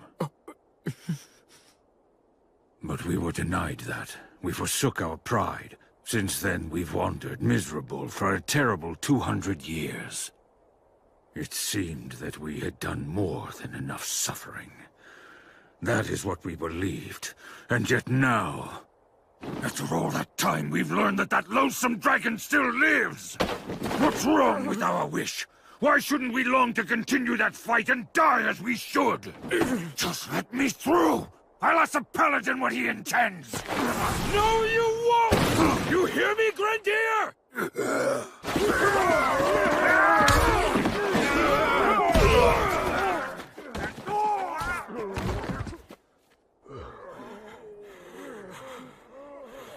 You want to know what's so wrong with your wish, Grendir? A lot of you are already so fixated on dying that you aren't even thinking of how to win. That simply won't do. And you know that it won't. The proud warriors of the mountain should be willing to lay down their lives, but only for victory. All of you were the very ones who taught me that! Young master, young master, young master. I promise you, very soon the Paladin will reach his decision. When he does, I will stay by his side. I will work to win back the honor of the dwarves. I swear on the name of Arvanger, the last king of the Iron Country! As his grandson, I, Vindolfur, swear, I'll take back the mountains that belong to my ancestors! He's pretty valiant, wouldn't you say? Yeah. He can't afford to lose. No, he can't. You usually don't weigh the pros and cons, or even consider whether or not you can actually win before you go into a battle. So don't you start doing it now.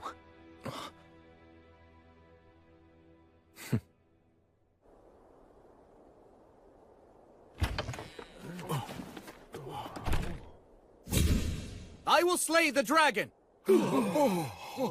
I've made up my mind, that's what I'll do. Rue, Vindolfur, I commend your vow to reclaim your ancestors' mountains. Will you come with me?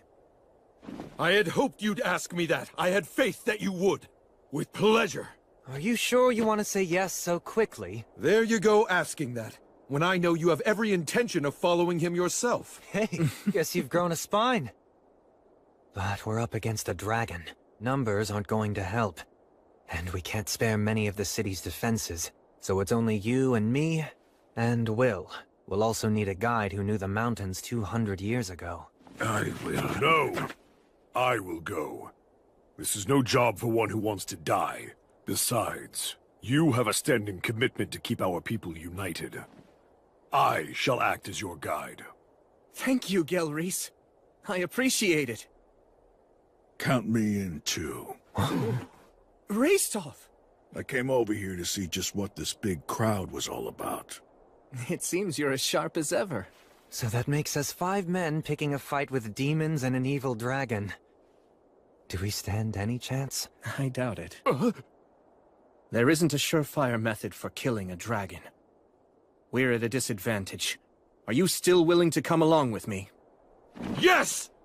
That is right where glory and honor lie. That's what a warrior's true worth is. I'm already used to having to go along with your crazy ideas. Then let's go slay a dragon and take back the mountains!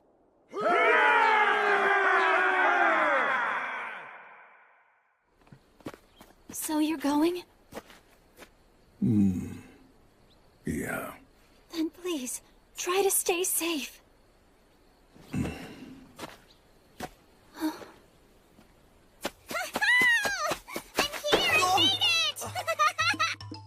Bee!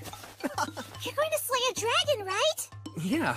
Well, then I get to write a song about it just like I promised I would, right? Yes, of course! Woohoo! I get to write a new dragon-slaying saga! It's a troubadour's dream! First, I'll spread a prequel song around. That'll help, right, Will? Yes, absolutely. Thank you. But don't give me a sad ending, you hear? I'll try my best not to, believe me. Yeah, make sure you do. Nobody likes tragic twists anymore. Huh? Don't leave me behind like that. Sorry about that. Anyway, I managed to secure the supplies that I figured you were going to need. You're saying you already knew that I'd be going? Of course, although I was still anxious that I might not reach you before you left. I was just procrastinating a bit. I'll write in your song that you were just waiting for the right time. That sounds cooler, right? You're always exaggerating. That's why people seem to think Sir William is some kind of incredible strategist. I hesitate and have doubts, like everyone. I don't want to die, and I don't like pain. But you're still going, right? Yes. The vow I made to the goddess is far too important. Just so you know, I'll be using that line in my song.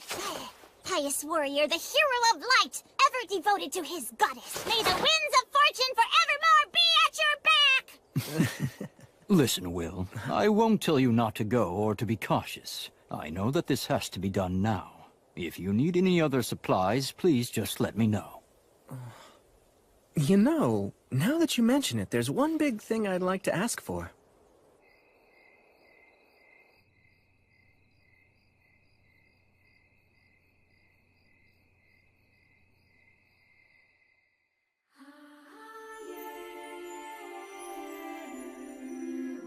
So, you're going? I must admit, I do not wish to see you die. I'm very honored. Thank you so much. You still plan to go? You insist on keeping your promise to me? Yes. Well then, I cannot say your decision defies my will. After all, that promise is shared between the two of us. Now, kneel before me.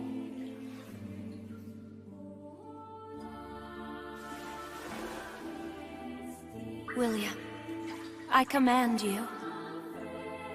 Do not be afraid. I am right there beside you at all times. Always remember that I am your goddess, and as such I will strengthen you, render aid unto you, and protect you. Go, as my knight, go slay the dragon, and fulfill your promise.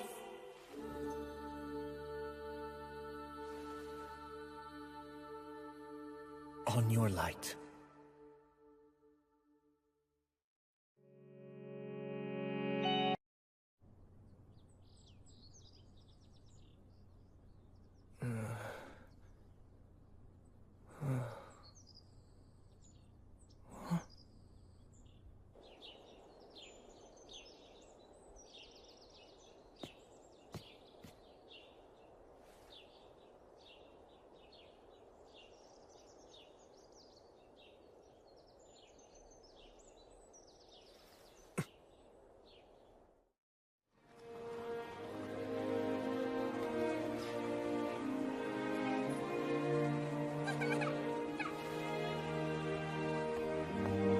Will, It's all set. I've made all the arrangements you asked for. I appreciate your help. Well then, you take care now. Right. I wish you well, young master. Our spirits are with you on your journey. Right, thanks.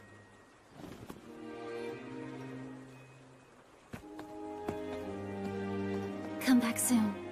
I'll be waiting here. Come on, can't you even be a little sociable at a time like this? Well, you know, just think of the stories I'll bring back. All right, here we go! Yeah! Time for the heroes to depart!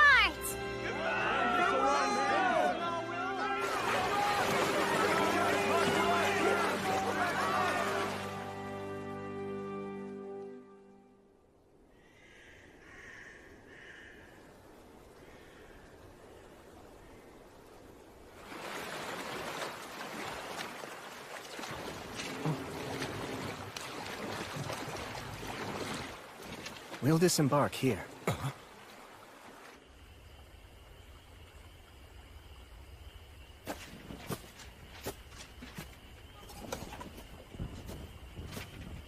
Okay, we can take it from here on out. Right. Please carry out the plan as we discussed. You bet. We'll be counting on your continued favor after this, too. Of course. You stay safe out there. Yeah.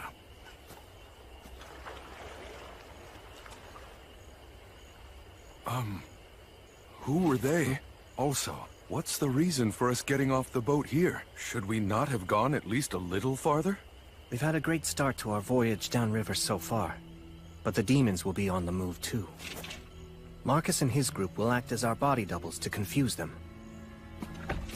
Meanwhile, we'll head upriver. When did you arrange all this? I had Tonio put everything together for us. Marcus and his group also helped. So that's what you were up to. I checked with the dwarves too. Once we enter the tributary upriver, we'll be able to reach the mountains from the other side. So while the demons are lying in wait at the front door, we'll kick down the back door and move in. Sylphs, oh Sylphs, please hear me. Put the wind at our backs. Send us on our way.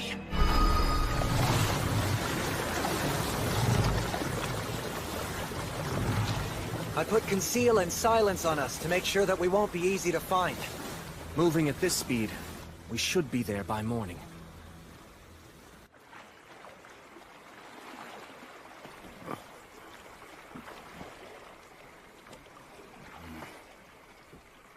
Hey, just relax. I mean, he always does this kind of stuff as if it's totally normal. Oh, no, it's just that if you go south of Torchport, there's a lakeside town that the High King took over, and it can be very dangerous there. I've heard that even veteran adventurers are helpless amid the swirling mists of magic. The suggestion that we casually break through that is incredible. It's remarkably courageous. Actually, that's where I grew up. Huh? The three heroes still lived there? And they were among the ranks of the undead? Come on. The god of the undead stuff's real? Ugh, give me a break. I mean, I don't think we'll be attacked or anything. Some friend. Damn it, I can't believe that you never told me. I'm sorry. Oh, that's right. You did cry when you heard that song about the three heroes. I didn't cry.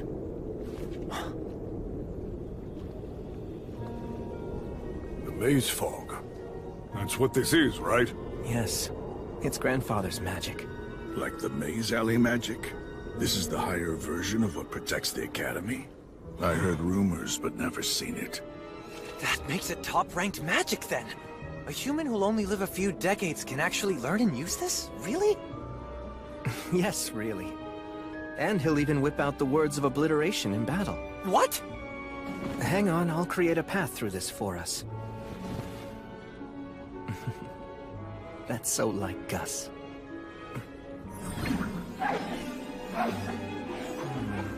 This word goes here, and knowing Gus, this will be set up here.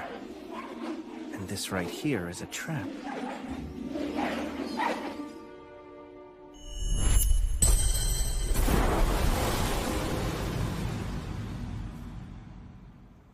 All right, let's go.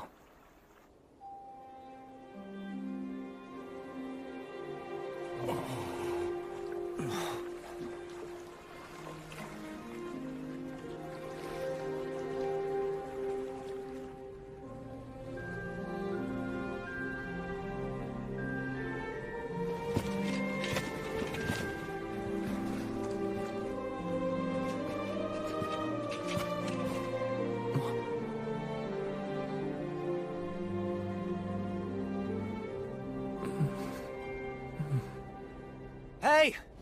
Huh? Go on ahead. Thanks so much.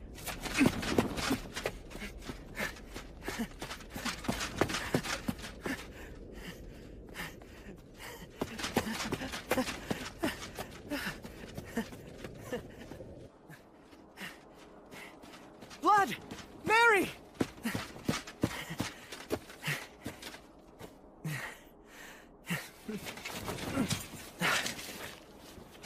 I've come home. And I brought my friends and companions. I'll be back later, okay?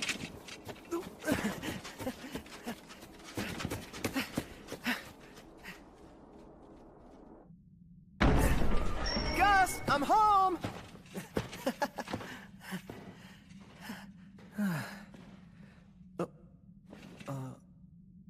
Gus?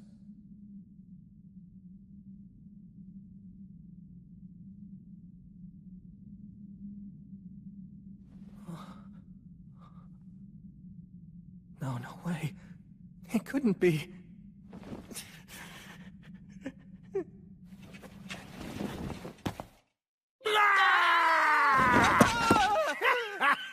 Carelessness is the greatest enemy.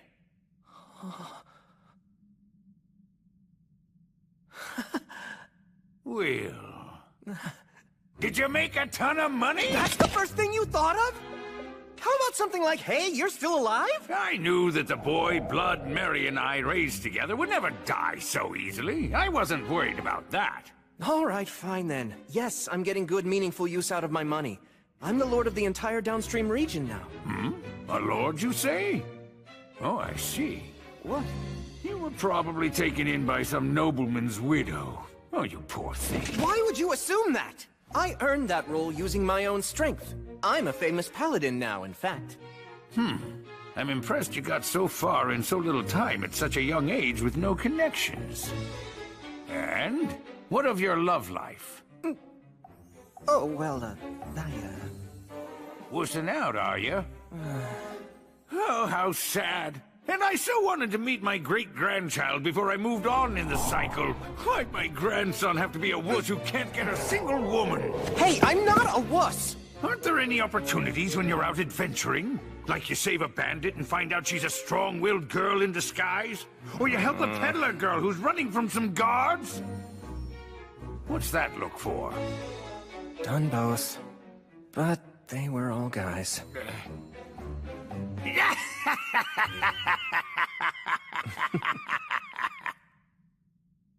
You know, I'm so glad you've come back, Will.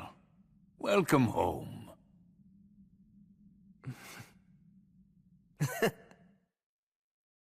What, the dragon? You intend to fight Calamity's sickle? It's the only way. Are you at least going to try to finagle him? Finagle him? The gods hired Valakirka to work for them, didn't they? Which means there's a chance you'll simply be able to resolve everything with money in the exchange of goods. Yeah, I recall someone else talking like that before. My, what a coincidence, Sir Menel.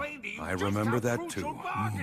Yeah. I'm only saying that there's no need to limit yourself to just one possible solution. You always have to be flexible with your ideas. Don't let your focus get too narrow. Okay.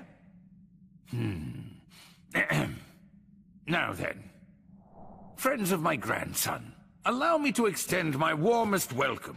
So please, I hope that you'll make yourselves at home while you're staying here. I never thought I would see you again.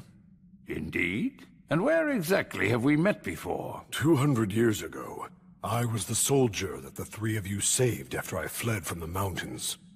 I had no idea back then that you were the renowned wandering sage. Oh, You're that inexperienced injured soldier? Oh, my word. You have really aged.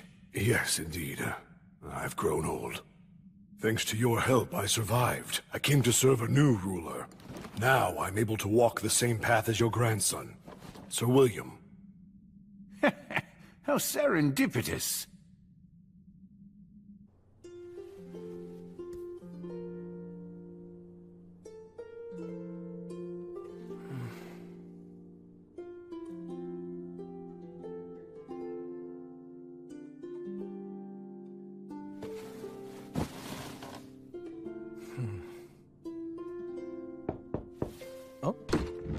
Hey, I'm coming in. Was this your room? Yeah. You know, that Gus guy is really something else. I thought for sure you'd say he's more lowbrow than you expected. I mean, he is, but it's more like... when he showed me the way here, I felt like he could see everything about me. Yeah, amazing, huh? I'm proud to call him my grandpa. That's cool. Also, he asked me, "Oh, are you the bandit girl?" What did he mean by that?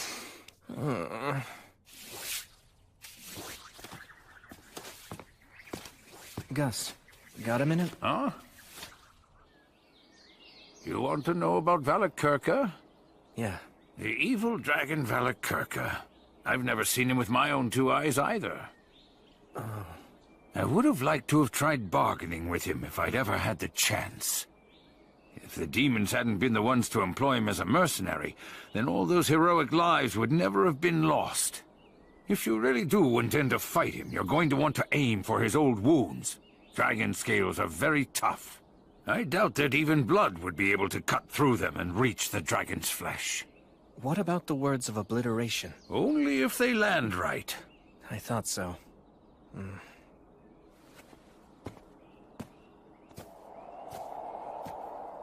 Do you know the reason why the true dragons of old could fly so rapidly, even though they were of such enormous size?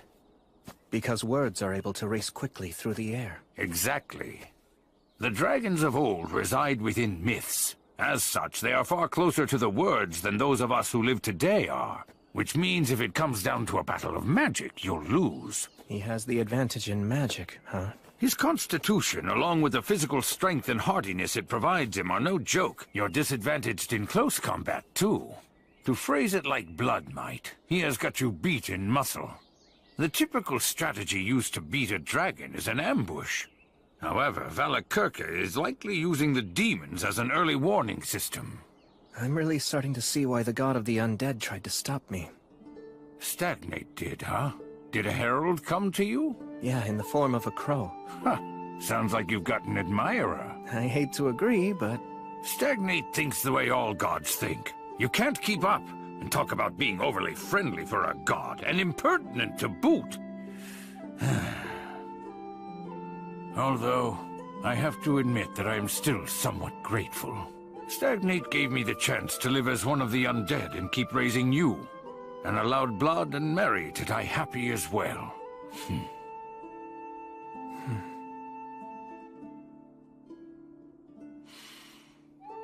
So, tell me, do you know? That's why I wanted to talk to you alone. I've no way to bargain with the dragon, do I? Well, you're going to die. I made up my mind to fight anyway. If the dragon is left unchecked, there'll be chaos. Couldn't you just run away? Gus, you know, being alive and not being dead aren't the same thing.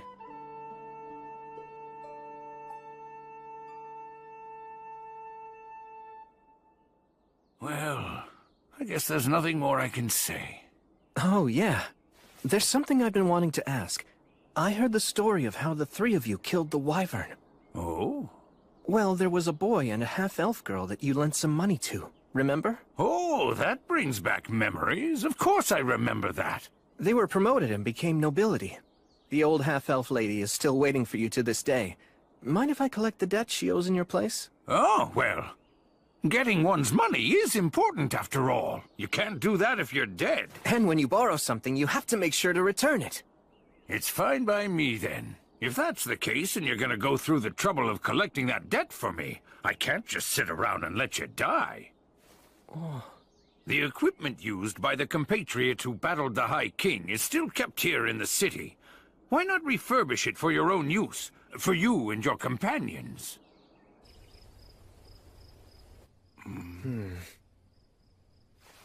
In here? Cherishes. Delusion magic? I never knew that there was a door here. We couldn't very well let a child like you find out about this place. After all, you took matters to the extreme with Mary as it was. No way! This place was built to store alcohol. That's why it has a basement. Look around and take whichever pieces you like. I'm sure the previous owners would permit it. A great shield? Yeah, to protect against the dragon's breath. This armory's well kept. Was blood responsible for that? Yes. And everything contained within it belonged to the warriors who battled the High King with us. Are you done already? Yeah, I don't need anything. It's certainly a fine sight to see, but no matter how well a weapon performs, I can't put my trust in one I'm not used to. That said, Gus the Sage, I'd like to borrow your talent for signs. Oh? Please engrave some words onto this that won't detract from its usability. I should be able to master a change that small within a few days. Ah, I understand. Very well, give it here. Although nameless, this is a fine sword. It's clearly long been used with care. I'm sure one day, it'll be honored in song as the Sword of Restov. Yes, maybe. Or so I hope. Hey! Gus the Sage. You can just call me Gus. Okay, old Gus. Whose bow was this? That belonged to Telperion the Silver String. I see. Are you perchance from the great forest of Erin too? Yeah, same as him. That silver hair of yours. Are you related to Telperion? Distantly, but yeah. Okay, I'll take this. Are you certain that you'll be able to use it? They say that if one who is unworthy uses a mithril bowstring, he'll lose his fingers. Not a problem.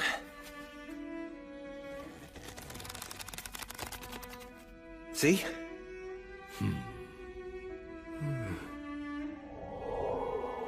What about these? That is the full armor set of Bavor the Blade Breaker. It appears to be dwarf armor. Indeed. Bavor was actually a wandering dwarf warrior. He was a participant in our battle against the High King. Said it was revenge for the Iron Mountains. I see. Well, then I shall take this along with me. And I'll take this. It takes remarkable strength to swing that like you just did. Can you tell me about the person who used this before? That weapon belonged to Ewing the Fierce. He always wore a smile on his face. He didn't very much care for fighting. If the world had been at peace, perhaps he would have taken a different path and become a fine farmer. That's right. Ewing, Bavor, Telperion, all of them gave their lives in order to defeat the High King. All the weapons and armor pieces within this depot, every single one of them was so important to someone. And each has its own story to tell. Wherever their owners are now, I pray that they find guidance and repose. Hey. Huh? Once we return from taking care of the demons and the dragon, is it okay if I bring a troubadour girl I know back here? She's a halfling and she's a tad rambunctious. Oh, yes, of course. Do as you please. I'll tell her all the stories she wants. Okay, thanks. Is this girl by any chance? She's just a good friend.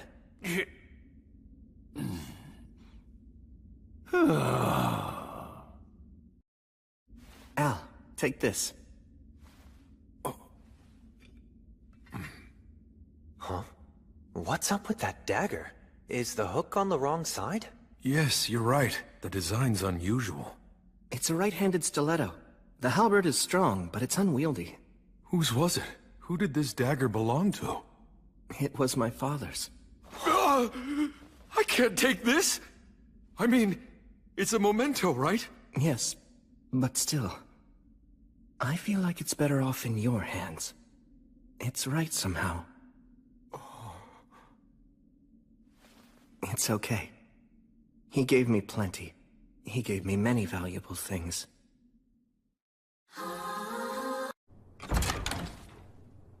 All right. Let's finish this before the others come back with the food.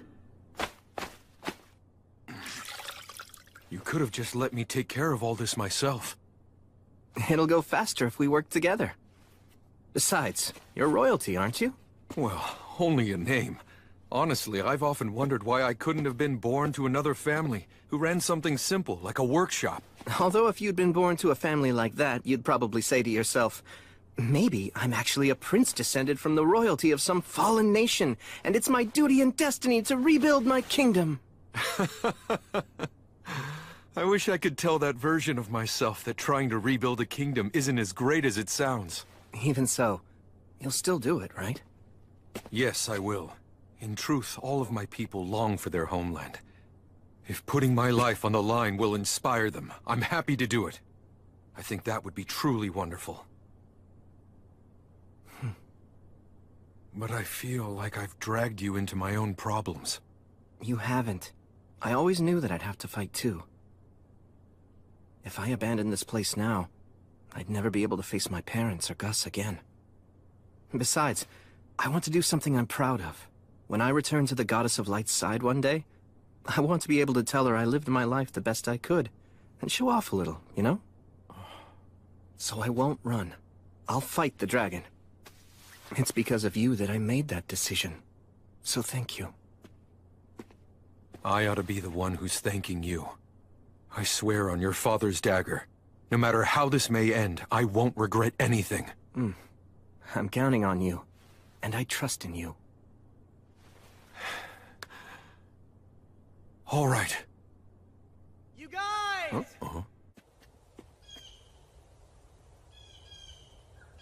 I brought food back.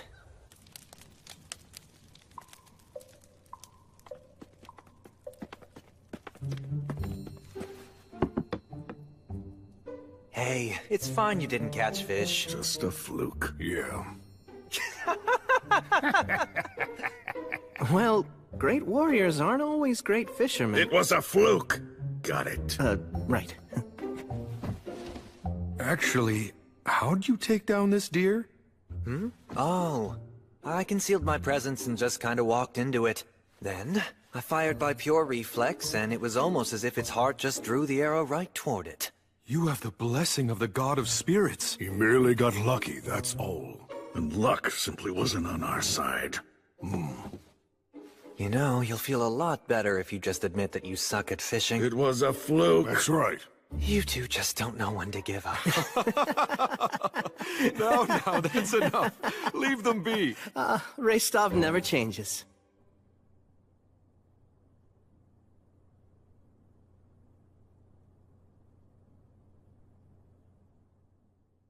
Will, are you afraid of me? No way. Of course not. Listen close. Humans have flesh that feels warm to the touch, and they breathe air in and out. You should get used to how humans look. I'm sure that one day you're going to make other friends, and they probably aren't going to look like the three of us do. It'll be fine, really. I'm not afraid of you at all, Mary. I won't be afraid of other people I meet either. I'm so glad. My mind's at ease now. Will, there very well may come a day when you'll feel regretful. Huh? Valor is the strength to destroy injustice, but at the same time, it is a curse. A curse? Because you know you're strong, there are times when you can't give up, even if it means your own death. I'm only teaching you to fight because it's something I want to do. I'll understand if you hate me for it. Hate you? There's no way! Blood, I can never hate you! That's so.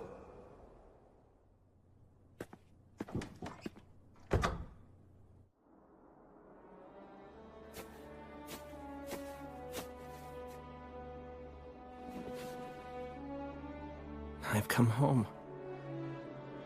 Mary, I actually made some friends.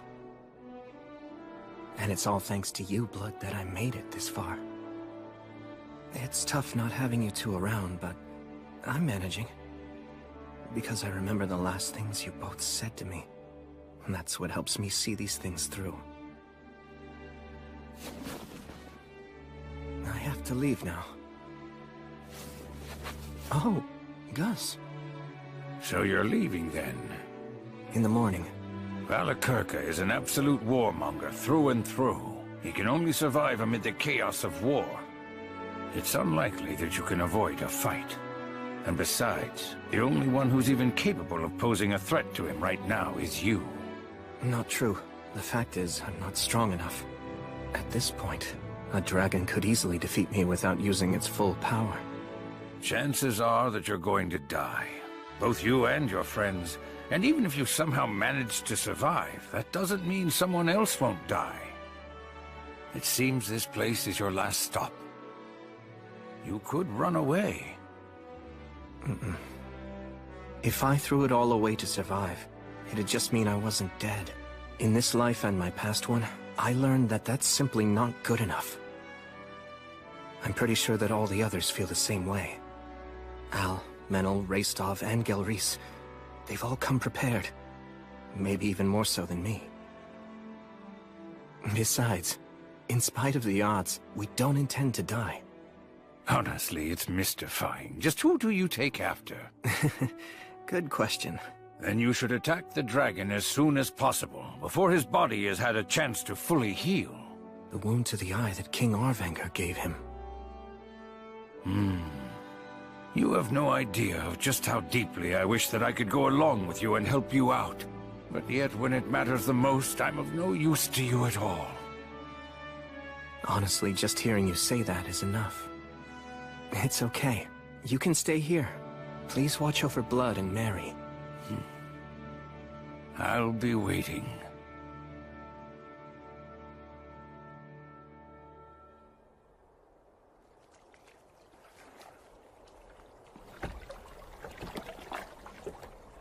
Let's go.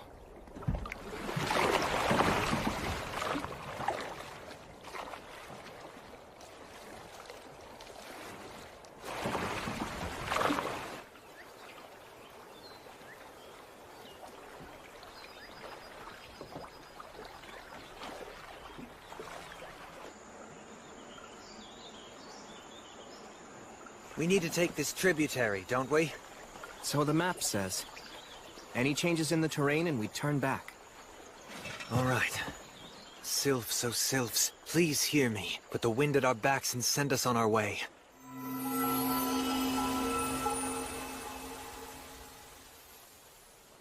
So tell me, any guesses as to what we'll find up ahead? I'm afraid I know nothing beyond the Great Collapse. Right, okay then. However, I do know that before the Great Collapse, there was an elven forest to the west of the Iron Country. It was called Lothdor. Hold on, Lothdor? As in Land of Flowers? You know the elven language. Somewhat. Gus taught me enough of it to get by. Lothdor, huh? I've heard of it before. Pass beyond the Iron Country, where dwarfs dwell within caves. Cross the shining rainbow bridge, and there is where you shall find Lothdor. Lyres of silver and flutes of gold sing the song of Remirath. What was that? A travel song from my homeland. That brings back memories. Although in truth, the Iron Country didn't have a very good relationship with the elves of Lothdor. Oh, because of the logging? You know the history well. Nah, it's just that something similar happened in my homeland. Skirmishes between our people grew violent on occasion. Sometimes we hated each other. Regardless of that, they still remained our neighbors. They excelled at song and the spirit arts. Yet they were also a proud and ill-tempered people. despite our differences, we had a certain respect for them. And in their own way, they had respect for us too. And during the Great Collapse? I only know they withdrew into the forest and kept resisting. They absolutely would not give up, no matter what. Perhaps they managed to survive. Elves live long lives, after all. And maybe...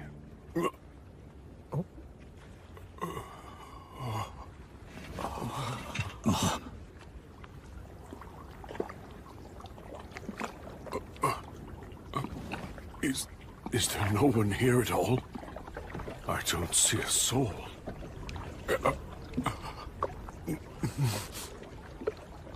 How regrettable. Looks like in 200 years, the flow of the river has changed. You know, this landscape looks rather familiar. Words of taboo. Yeah. If the elves really did sequester themselves in the forest, then there wouldn't be anything that anyone could do to discover them. So demons cursed the forest with rot. We must destroy them. You said it. We can't let them live. But first... Yeah.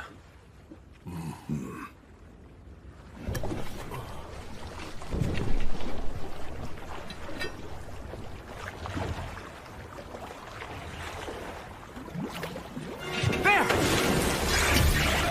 It's a serpent! Stop talking! More are coming!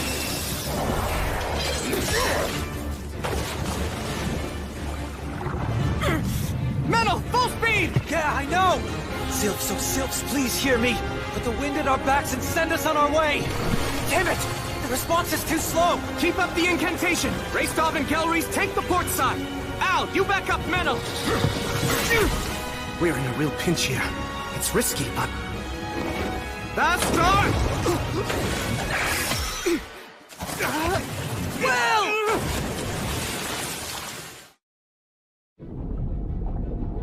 I can't see a thing. In which case...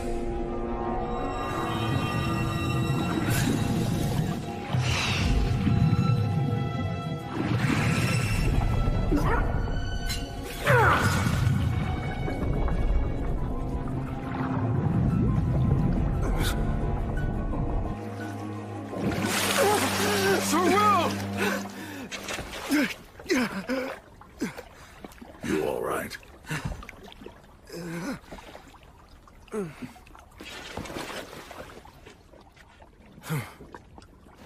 Now, Vastare!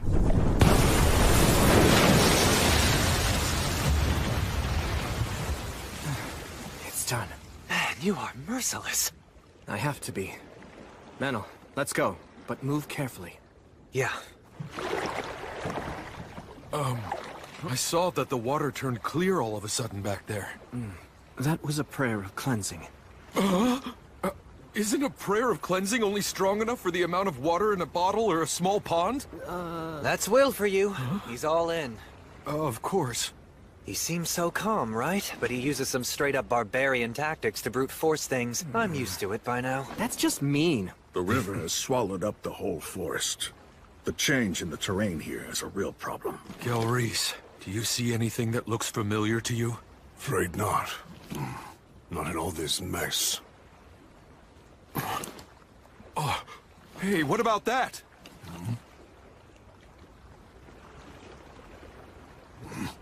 Going by that style of architecture, it's definitely elven workmanship. Where are we on the map now? I'd say right about here. If that's the case, we need to go that way. Unfortunately, the Fae around here are weakened. I can't call on them. Although maybe if I could use my Lord of the Forest powers. No. We probably shouldn't try to clean this up anymore. If we do, we might catch the demon's attention. Well...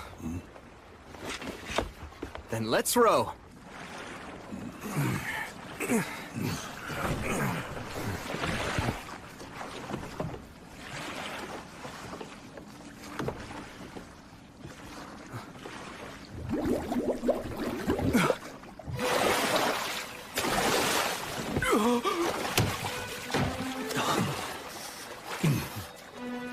Enemies?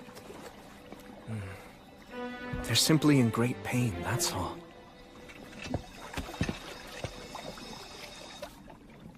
It's okay. Everything is all right. After this, none of you will curse anyone anymore. You won't haunt or torment.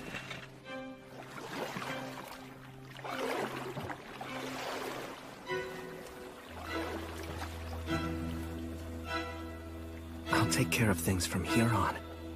All of you can rest now. Hear me, Gracefield, goddess of light. Grant them peace and guidance.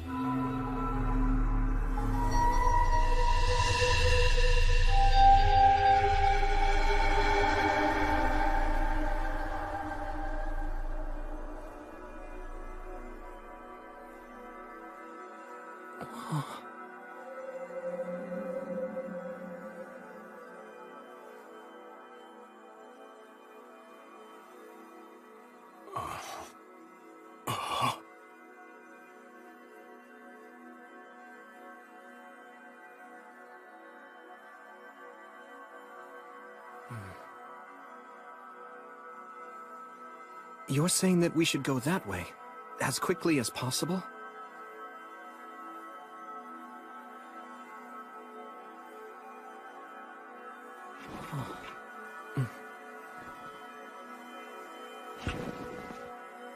Then please, grant us the blessing of your light.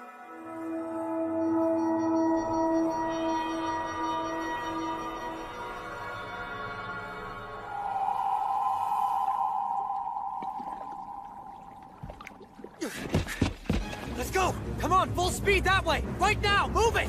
Huh? You can't ever trust an elf's sense of time.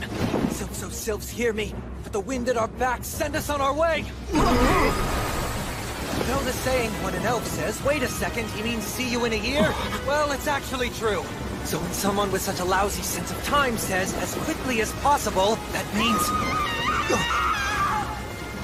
Oh, damn it, I knew it! Maidens of water, give your blessing, and race with us over the surface! Ah! Row! Hurry!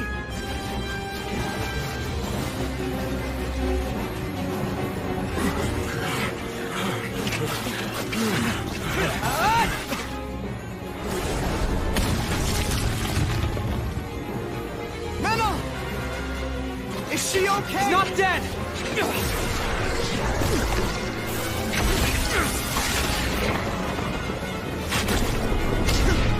Damn it!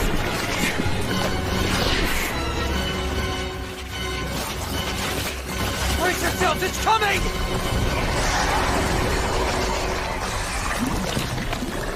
Hydra. Sagita Flamium! Fire hurts it! Right! Al, Gelreese, and Raystov, stay in front! Menel, take her and swap with me! Right! I'll stay in the rear. From there, I'll burn its head. The rest of you, stay in front! Right! Got it! I'm ready to go.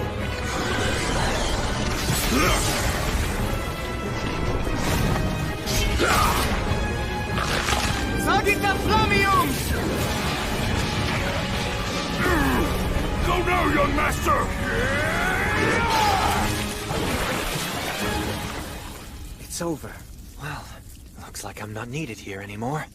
Fine, I don't want to waste my arrows.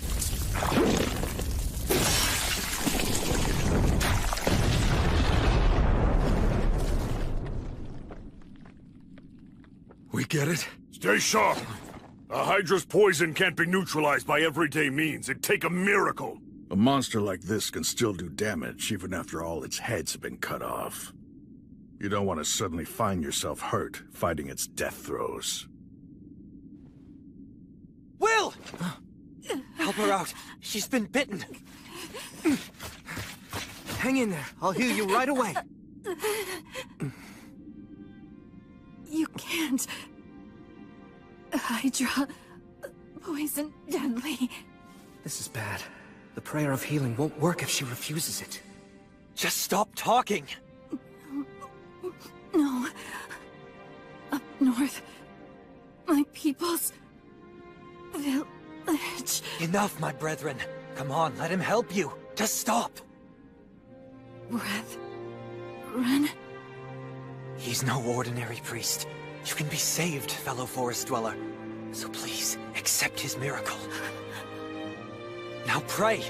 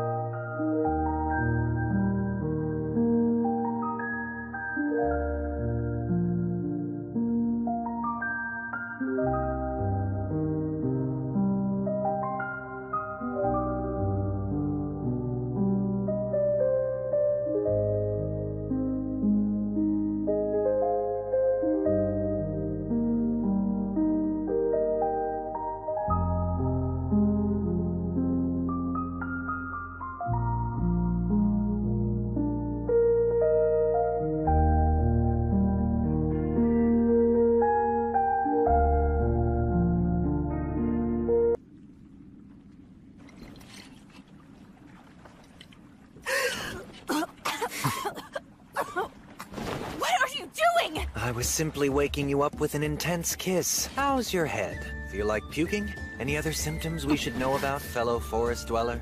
Why, you! Such impertinence! Sounds like you're feeling fine. Wait, when you said kiss, don't you dare tell me you... Just relax. It was a wine bottle.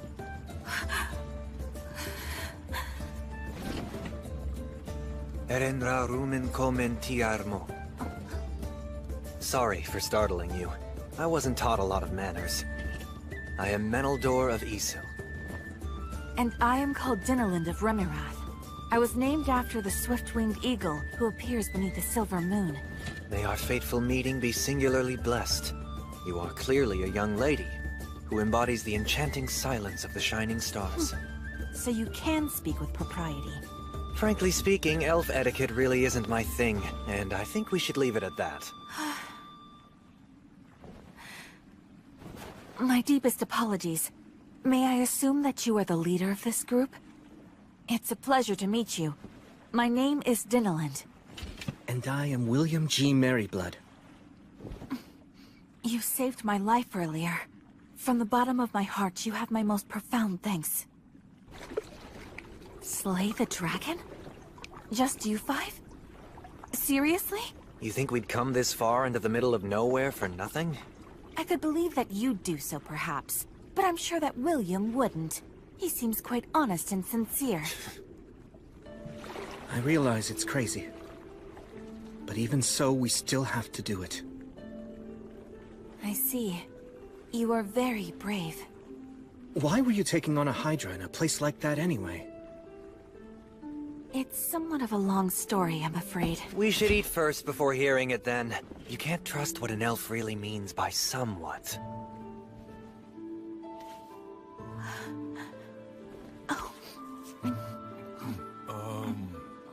Is that okay? I just mean, I thought that elves didn't eat meat. Only some elves don't eat meat.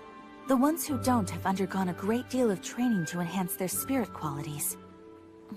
This is delicious. You look like you haven't eaten in ages.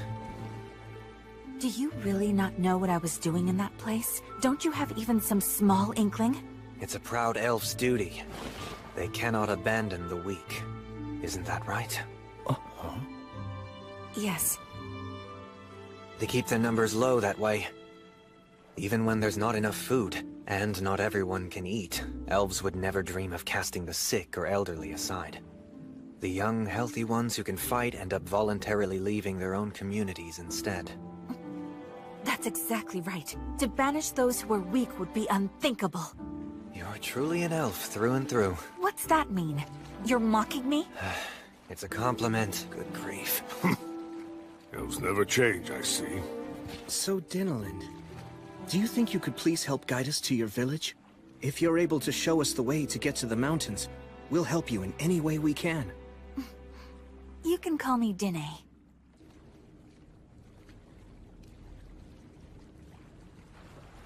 This all looks pretty bad. There's more than only the demon's words of taboo at work here. That's true. It's the evil dragon's miasma. The evil dragon? It defiles the forest, degrading it year after year, killing it bit by bit. And there are more and more strange beasts. All of this fog and mire. It blocks contact between our clans. The mountains, our only true landmark, are now the dragon and demon's den.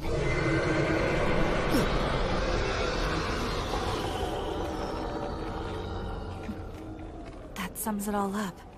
But the dragon is supposed to be living in the mountains, right? How has the miasma come this far? Through underground tunnels, built by the dwarfs. By using the tunnels, the dragon's miasma pours into every corner of the forest. So then we're... Don't be worried. Your people aren't to blame.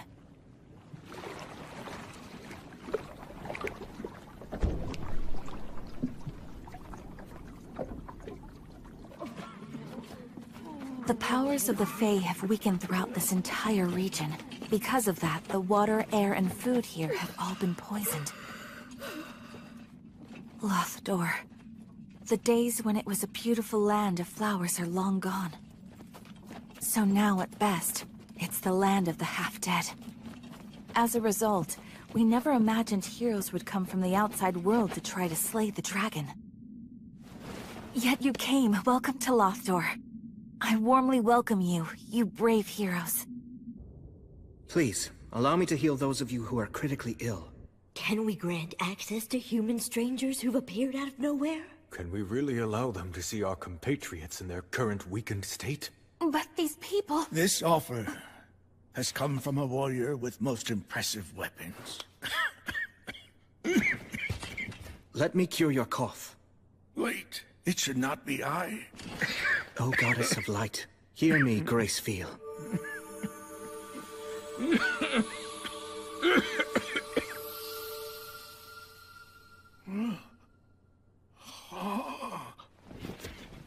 My cough, it's gone. Oh. Gather all those with the most severe symptoms. If there's anyone too critical to move, then I'll go to them. Oh, but healing through blessings takes a great toll on one's vitality and on their ability to concentrate. If you heal so many... If it's just 100 or 2, it won't be a problem. I can heal them all.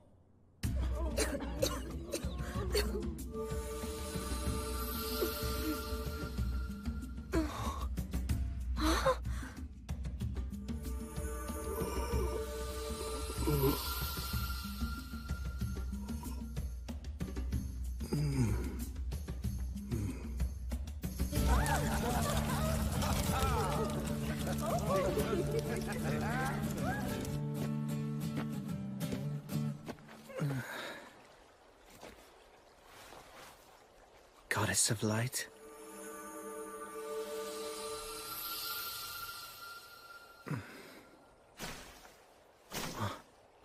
You're using a poison-neutralizing blessing to sober yourself up? How tasteless. This is enemy territory. I can't relax. Is your journey going well so far? It is for now, at least. A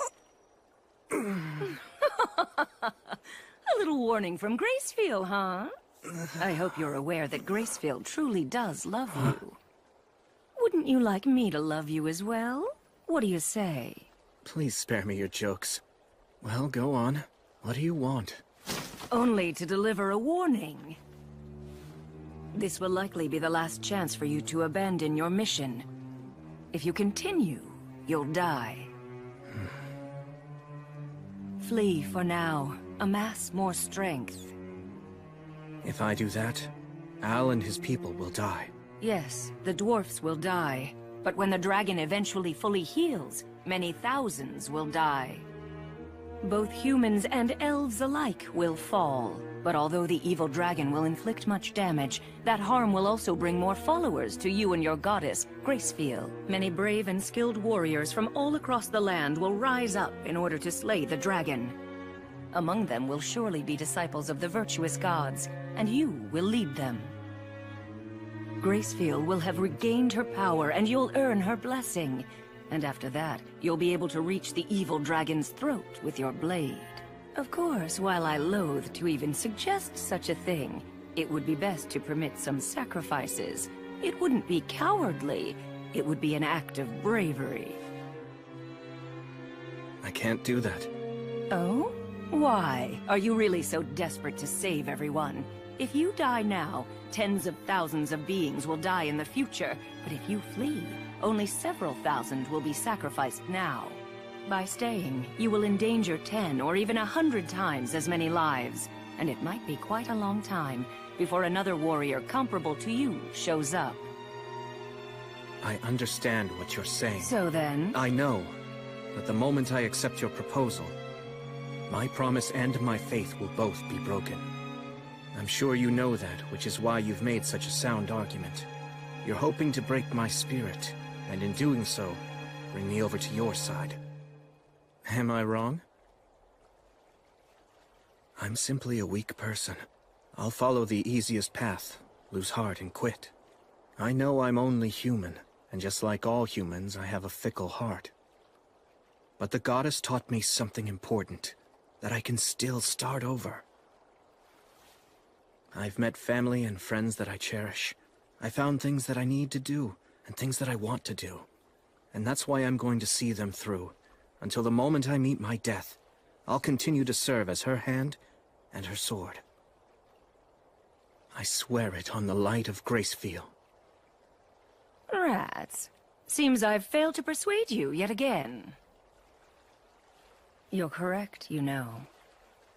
I realize that your soul isn't very strong. If you give up, you'll lose heart and fall. That's all your soul is worth. But despite that, you've turned my expectations on their head. You took me on and managed to defeat me. It may sound absurd, but that is why I consider you a hero. Quite a paradox. I never set out with the intention of being a hero. You acknowledge your own weakness, make it your reason not to quit. And so, even death can't deter you from what you believe in. And that's precisely what heroes do. I'm going to say it yet another time. Come over to my side and become mine, Paladin. Serve as my right hand. Together, the two of us will slay the dragon. We'll take down all heroes everywhere, destroy all the gods, and conquer this entire world. The both of us, you and I. Respectfully, I must decline. Besides, I'm aware that you don't like to see heroes fall from grace. I won't be swayed by your invitation, Stagnate. I'll continue to be your enemy. Because I respect you. Still, what a shame. You're going to die. The dragon will rip you apart. Very well then, my foolish, clever enemy. Farewell. Come on, just let me go already. I can't. I told you that I can't let you go. I see it's true that the elves of Isel have no principles. Like a let's keep it all a secret Remirath elf can talk. Oh, just a lover squabble. Wait a minute. What exactly did you just say? Listen, we have no time to waste on something like love affairs. I guess that is true. Not at a time like this. Even I have that much of a clue. But another time? Then I'd say sure. I mean, she is pretty. Look, so what if I drop a slick compliment or two whenever I see her? That's just good manners. I guess I just don't get it. You really are just Ectocaco Neragamose! Is that so? Well, I'd say that you're an Onomaknag. Excuse me? The Lord of the Forest here. That's right. I should be able to heal him at least some. Oh, right. With the new abilities you have. No, absolutely not! Okay, look. You know, Menel really can be trusted. I do put trust in what you two have to say. There's no telling just how many elves you saved last night, and for that I am grateful to you. Then why do you say no? Where the Lord of the Forest is, it's Demon Beast territory. To put it plainly, it isn't our land. Okay, then... What, we should just depend on you? You think we have the right to ask you to get involved in yet another battle when you're about to enter a different one? We should beg you to help us because we can't handle it by ourselves? And have you put off what you came here to do? No, I refuse to! I simply won't make such a shameless request of you! You see? That's an elf. Seems the elves truly haven't changed even a bit. So what do you think we should do? Do whatever you want to. All right then, let's get started. Do you even know where the Lord is? He's pretty weak, but I can sense him. Please, Gelreese, go round up Al and Raystov for us. And come armed. Right. Hold on a minute, what are you talking about? A demon beast extermination. But I just told you we aren't— But there's no reason to complain if we do it, right? And just so you know, a few magic beasts aren't anywhere near enough to defeat either me or him. All right, fine then! I'll go call for some of our best talents, and don't you dare leave on your own! The demon beasts who've taken over the Lord of the Forest's throne are insect types. The earwig's defensive abilities are especially troublesome. Oh. That must be one of them! This will make for good training. It's a purple moth! They attack from the sky! Right. Careful! That dust is poison! Understood. Okay, let's go.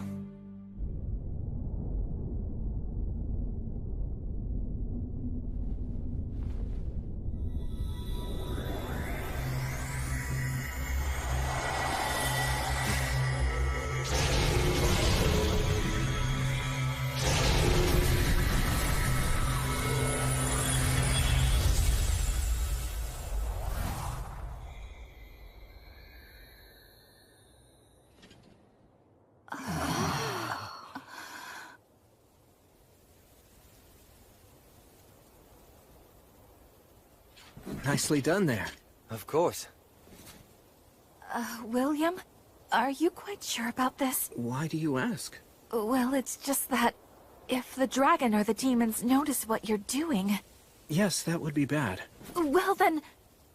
But still, if we ignore this and move on, then that would be worse. Al, Raystov, Gelreese, I'm sorry for getting you all involved in my problem. You don't need to worry about that. After all, the truth of the matter is, if it weren't for you, then we never would have been able to make it this far. The young master is absolutely right. Agreed. Nothing new there. I'm more worried about you. You're planning to charge straight in, right? Yes. What? Charge straight in? Could you please show me to the nearest underground tunnel entrance? One that leads to the Rust Mountains where the dragon is right now.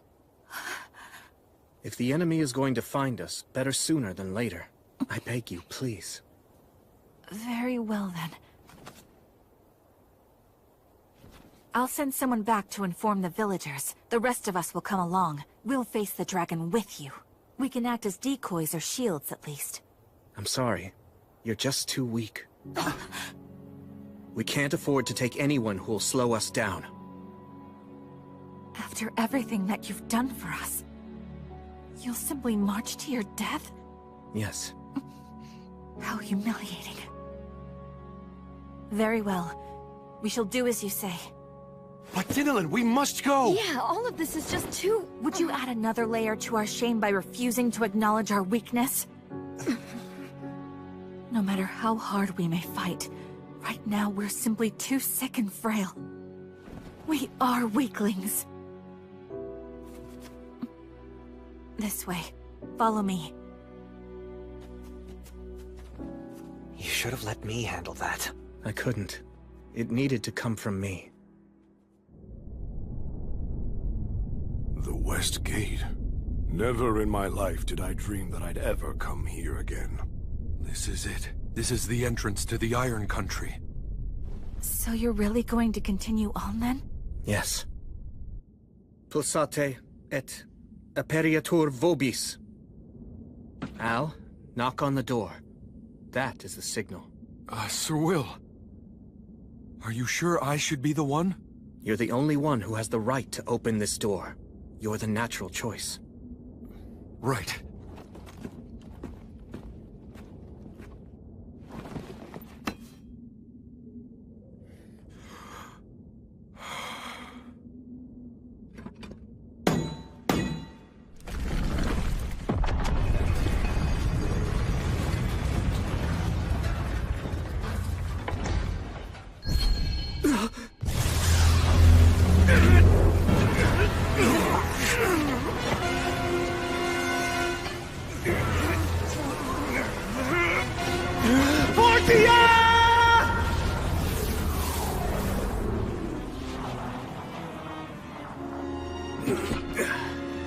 It seems that they did notice us. Calamity's sickle. The evil dragon, Valakirka. Damn it.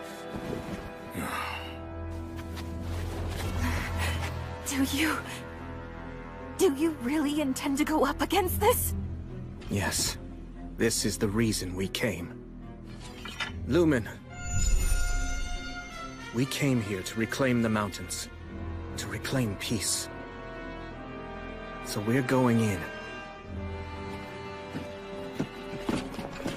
Wait! We won't forget our debt to you. We, the Elves of Lothdor, do hereby swear to our ancestral god Rheasilia. One day, we will return the favor that you've done for us. I shall pray for all of you, that the blessing of the virtuous gods and the spirits of courage will be with you as you go.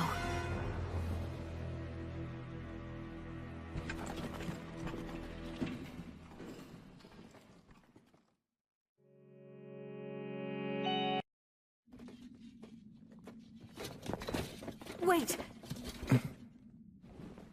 We won't forget our debt to you. We, the Elves of Lothdor, do hereby swear to our ancestral god Rheasilia. One day, we will return the favor that you've done for us. I shall pray for all of you, that the blessing of the virtuous gods and the spirits of courage will be with you as you go.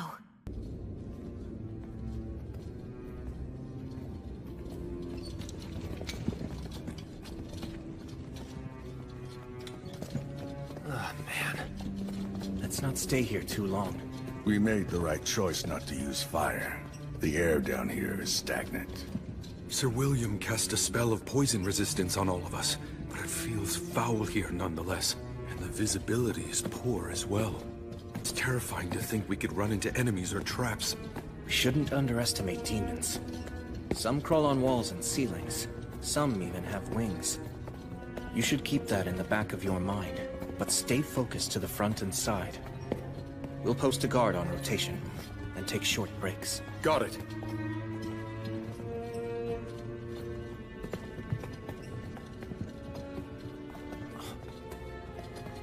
Hold it. A trap. I'll disarm it.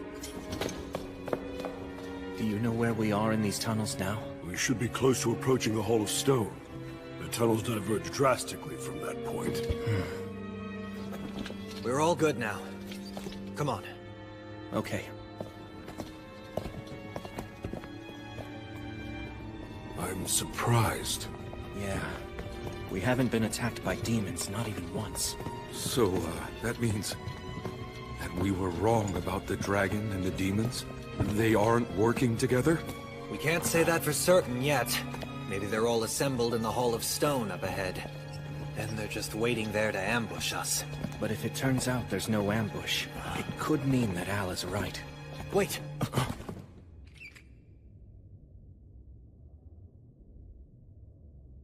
What is it? I heard something. Like the sound of clanking metal. And footsteps as well. Do you think it's an ambush? Don't know. All that I can really say for sure is that something's out there. So, then does that mean this is, Yeah. Gelreese and I will go in first with our shields up to protect everyone. Menel, back us up from the hallway. Al and Raistov, stand by. Watch for a chance to charge.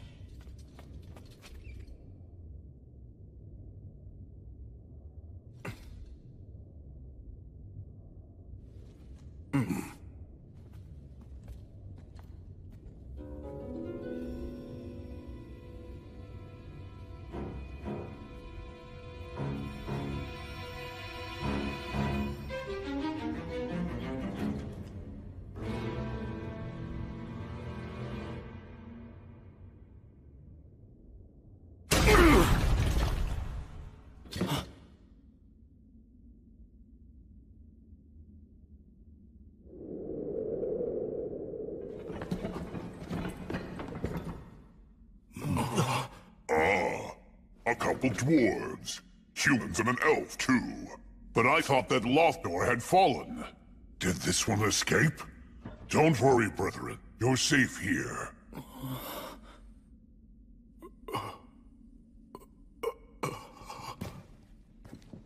So, how goes the battle? You must have had quite a rough time.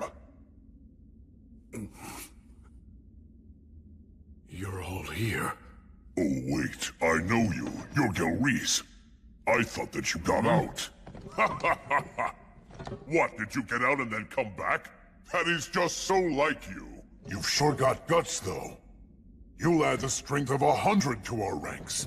Fight alongside us.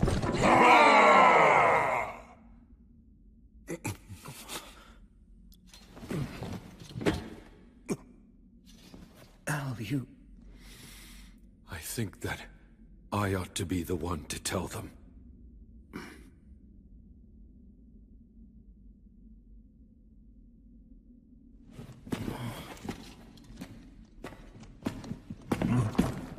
Is this King Arvinger?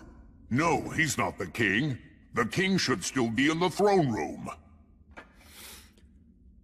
My name is Vindolfer. I carry in me the blood of Arvinger, the last king of the Iron Country. The last?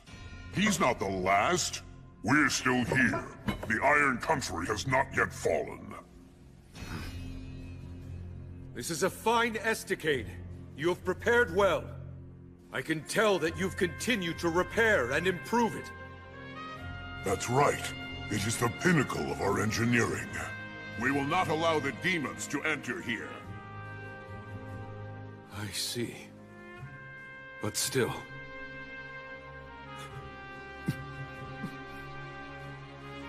Despite all of this, the Iron Country has fallen! All of the warriors have died, and the great King Arvinger is dead! Lothdor tragically withered away, and the Iron Country is now the Rust Mountains. Demons and a dragon lurk here! No, that simply cannot be. The Iron Country. It cannot fall. You know it's true! Do not avert your eyes from the truth, brave dwarf warriors!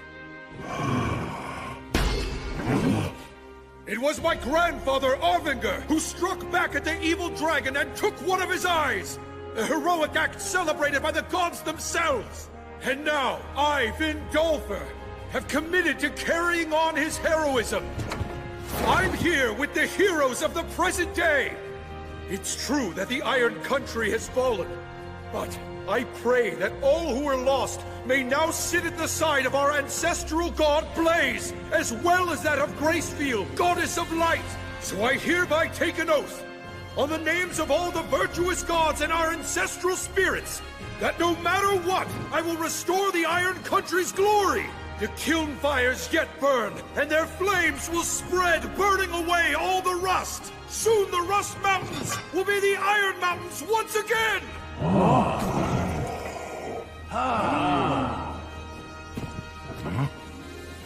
And so, I beg of you, please rest now. You all have done more than enough.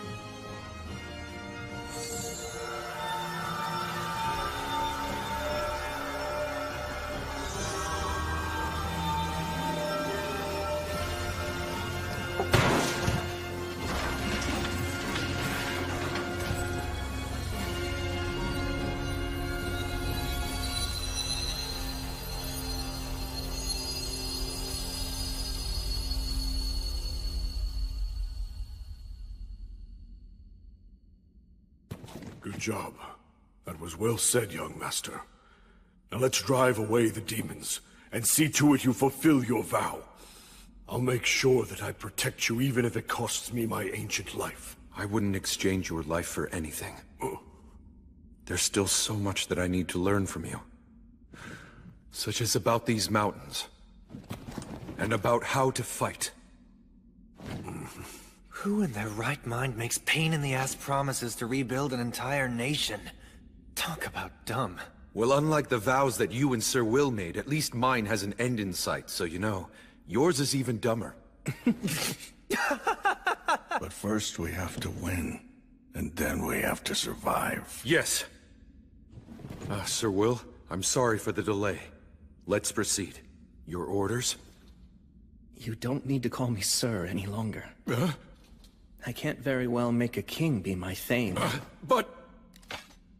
No! You are still Sir Will. The peerless knight I admire. I respect you deeply.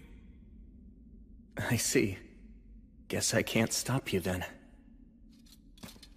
What you did back there was commendable. I'm sure that they all felt blessed as well. Right. But should I also feel somewhat grateful to the god of the undead, or shouldn't I? Well, just a little bit couldn't really hurt, I suppose. Yeah.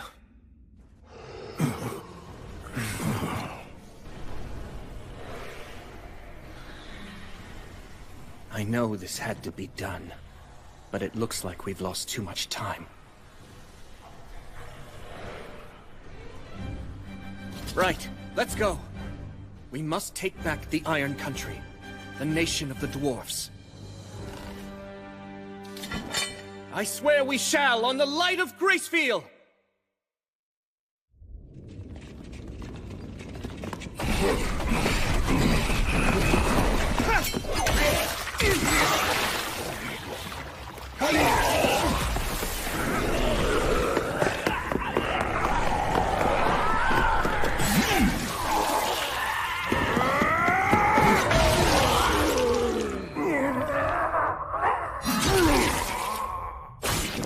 Now take a right at the next junction!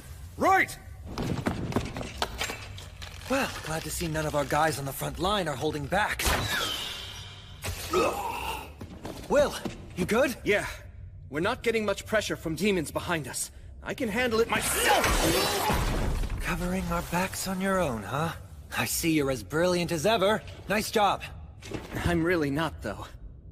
After all, I'm not alone. We're nearing the Hall of Light. The dragon's likely in the great cavern beyond it. I imagine demons will be waiting to intercept us in the hall. It's the throne room where the great King Arvinger delivered his final speech to our people. We must reclaim it. Yes. And we shall!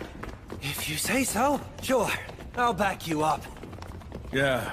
Everything that was stolen should be taken back by its rightful owners.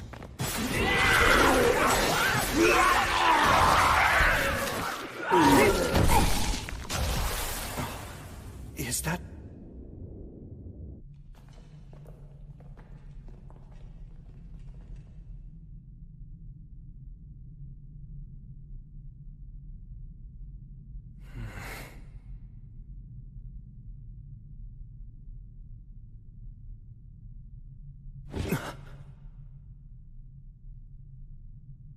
I think that's... the General. Scarabaeus.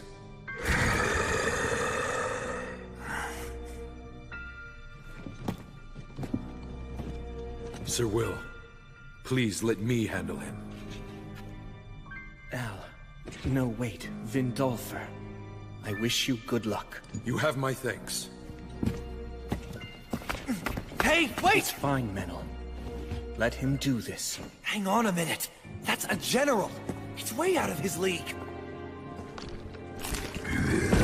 Still, this is Al's battle now. It's a king's battle to reclaim his throne.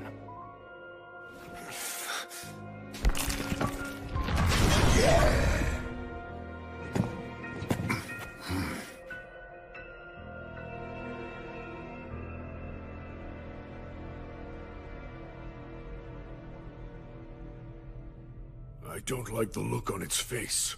It is very strong. So you're just gonna let him die for some warrior's hang-up? You're not the only one who was his teacher, you know. Yes, but it's his choice. Even if we wanted to interfere, I doubt we'd have the chance. I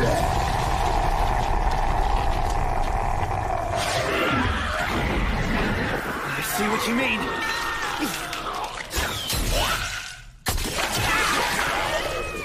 Hey, Al! If you can't handle it, just stay alive till we win!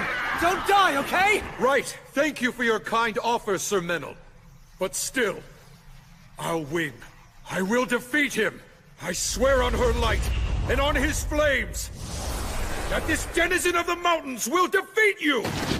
Alaka Kazdo! Kazdo Emira!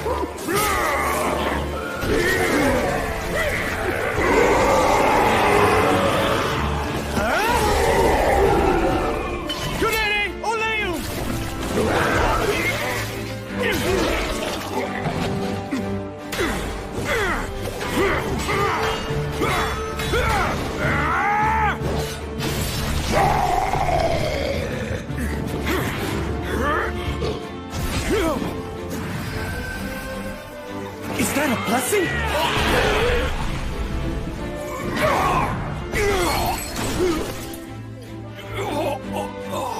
I want to use words that erase magic, but... Damn it!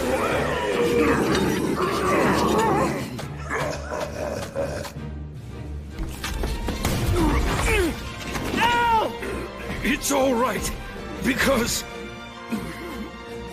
I will not lose this on my solemn vow and on the hopes of all of my brethren. I swear that I will take back our homeland!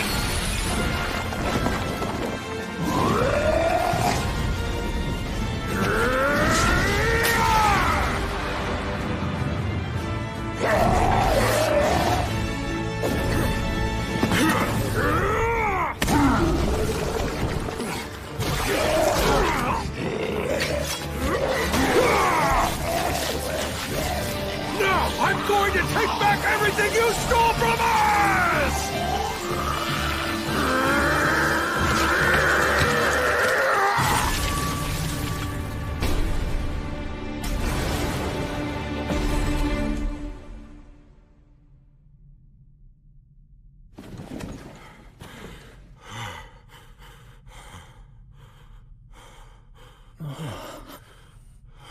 When they go into battle, it's like their souls are on fire. They have no fear of death. I've won! The enemy general...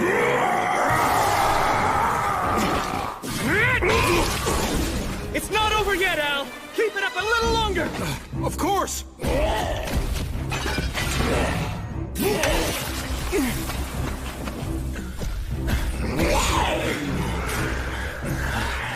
We're nearing our limit. But this is their last commander! Dice there!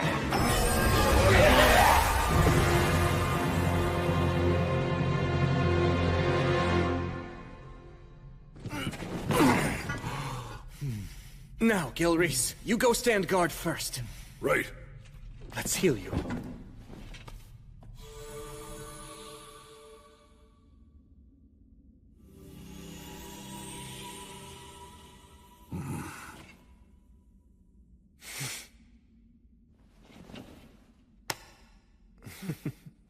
Man, I really thought that we were all dead meat there. The 5 of us charging into the demon's base was definitely a reckless move. Oh, that was well done. You did great, my man. Oh, no. I didn't really...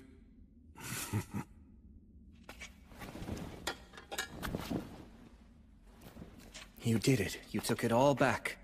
The mountains and the crown. Not quite. It's not done. I still haven't managed to take everything back yet, after all. Yeah, guess you're right. Although, as soon as I manage to finish things here, I would like you to be the one to put that crown on my head. Huh? Hold on, isn't that something that only high-ranking clergymen can do? You mean like you? Oh.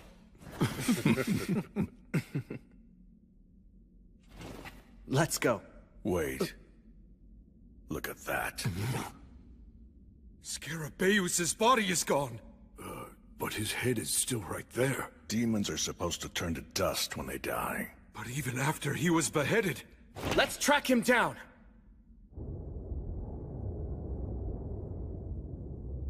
He's heading straight toward the Great Cavern. To get help from the dragon. He could just be wandering around blindly, his body moving reflexively. The miasma is getting thicker and thicker. Be careful, everyone.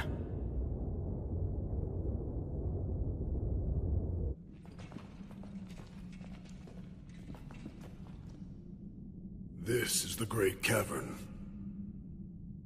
Look around, find him.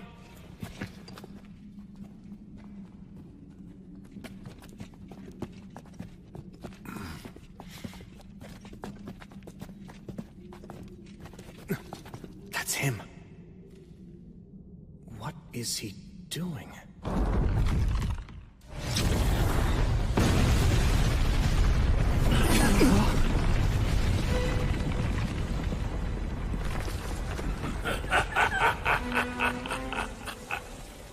What a pathetic little weakling.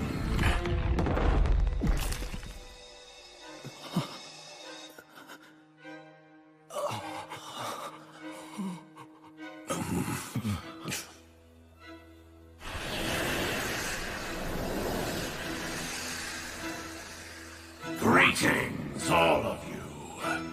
I welcome you to my bedchamber.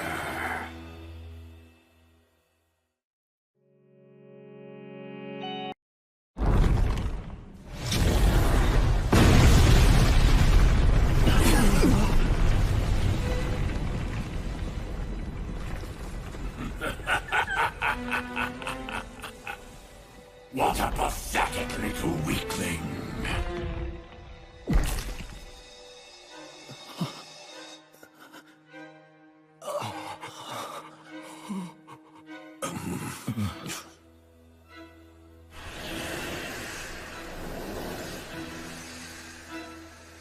Greetings, all of you.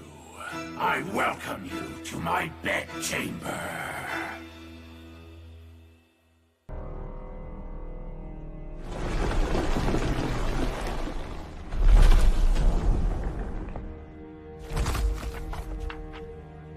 You there, weak one.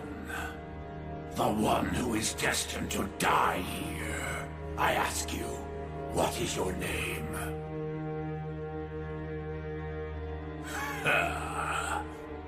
What's the matter?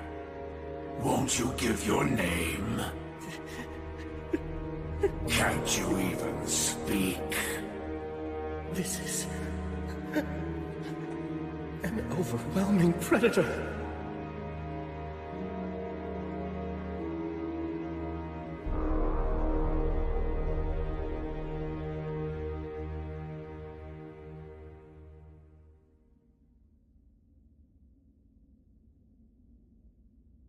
You may try to deny unpleasant feelings such as fear and anxiety, but doing so won't make them go away. If you wish to be confident, pride is not what you need, just as false bravado is not what you need to be courageous. The actual truth is that everything begins with acceptance.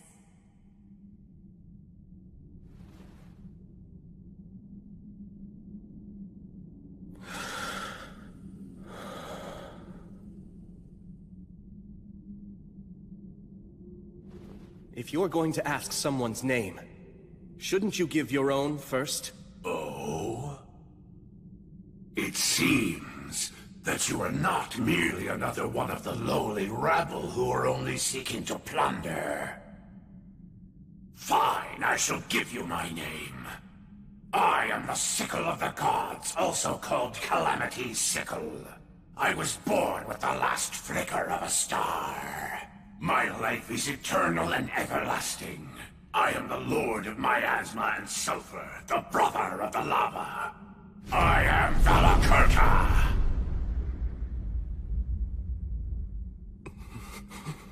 Now, answer my question. Who are you, small one? My grandfather was the Wandering Sage. The name my father bore was War Ogre of the Star of Leo. My mother's the beloved daughter of Mater. I'm known as the Light of the Hinterlands, the faraway paladin. Disciple of Gracefield, the goddess of flux. I am William G. Merryblood. It is an honor to meet you, Dragon of the Age of Gods.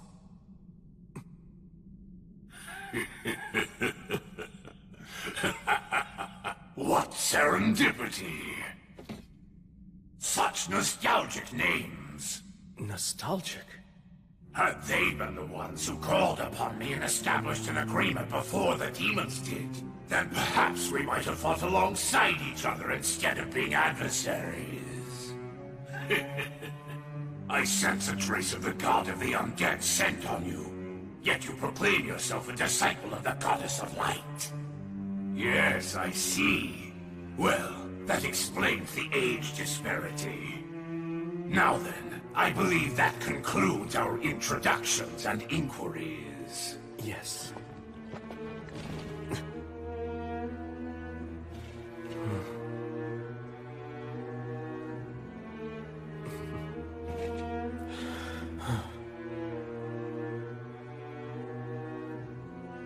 Faraway Paladin. Do you wish to take me on as your servant? Why does that surprise you so? You and your companions destroyed the demons. You're a danger even to me, and that is inconvenient. Since that's the case, it's only natural that I would seek something new to depend upon for protection. Of course, I do have some ulterior motives as well. I'll have to ask for appropriate compensation.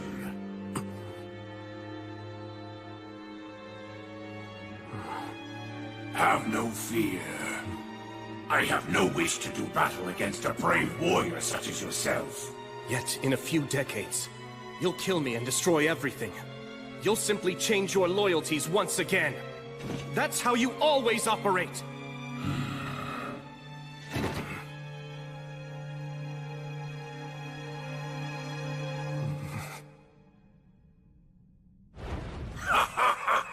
Splendid, splendid. You're completely correct.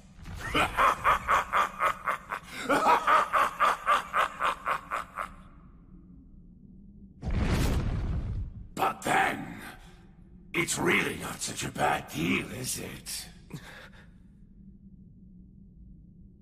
He's right. If I accept the deal, I won't have to fight a losing battle today. After all, what reason do you really have to fight me? Did you not come to me armed with spear and determination because you perceive me as a threat to innocent people?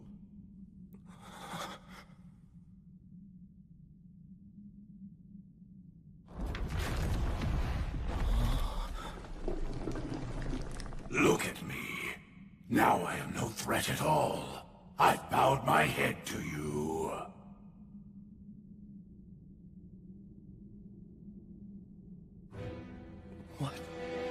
What is going on? All right, make your choice. Show me you have what it takes. Prove you can wield authority over me. Now what will it be? Are you going to choose peace? Or will you choose battle, even if it means your demise? You should be aware that I'm not a patient creature. Act now, choose quickly.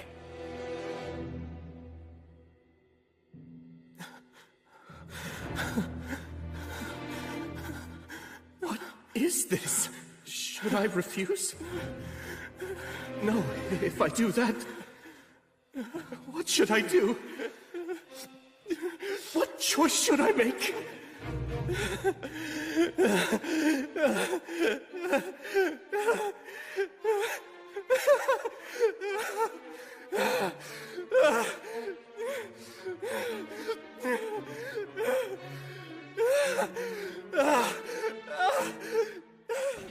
Someone...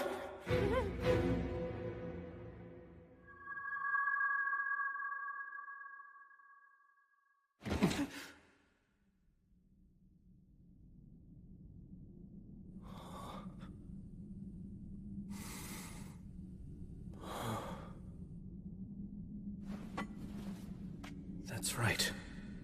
I've already been saved. By her. If courage is something that can take a physical form, then I have it in my heart now. Menel, Raistov, Al, Gelreese. The outcome of this conversation will decide everything. Be ready!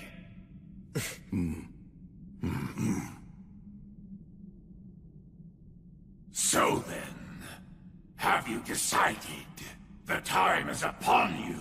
You must choose, faraway paladin. Will it be peace or death? I won't choose. It's you who must decide, Valakirka. Oh? And just what is this choice? To mend your ways, or not?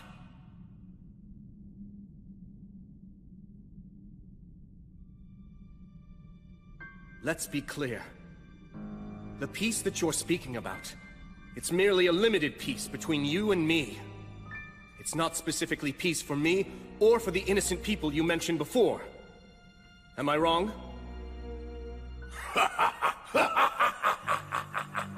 No, indeed, you're correct about that. In that case, I can only offer you one way out. Mend your ways! And just what am I supposed to improve? The extreme eagerness you show for constantly scheming and seeking conflict. If you swear to mend your ways and truly seek my patronage, I'll also take a vow. I'll swear to the Goddess of Light that I will protect you. And for as long as I live, I'll defend you from all who are hostile to you. That is how I operate.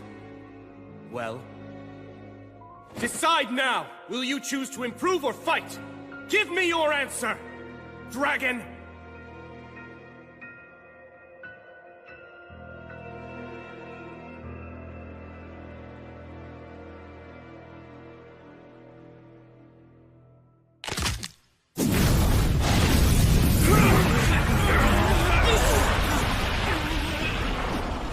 Well done. You have successfully answered the dragon's riddle.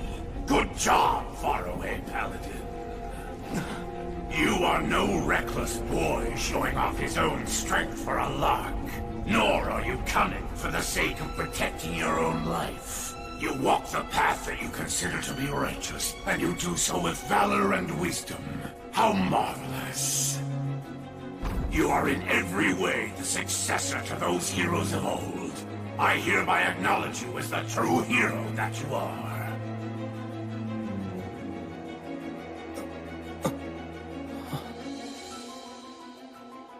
However, I refuse to meet your conditions. I won't change my ways.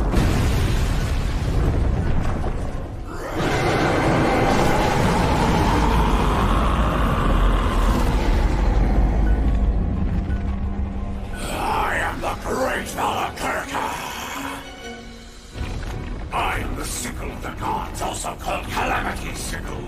I am the lord of miasma and sulfur and brother of the lava. I am alive because miasma poisons and kills, and because lava is boiling hot. War, disasters, feats of valor, treasure, death, sacrificial maidens, and heroes. What would a dragon be without any of these? I am Valakirka. I'm the oldest and most powerful of dragons, feared even by the gods. I am Valakirka!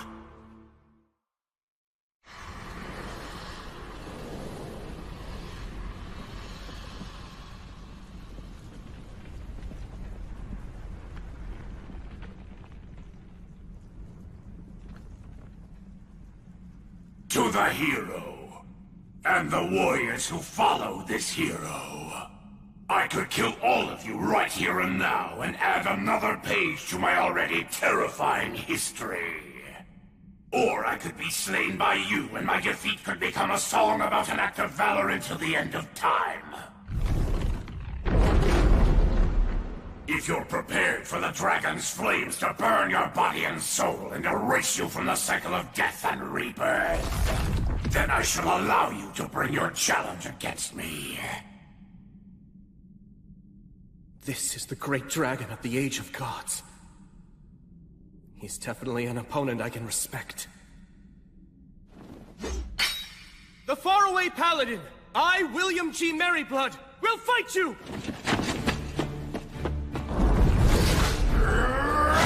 Acceleratio!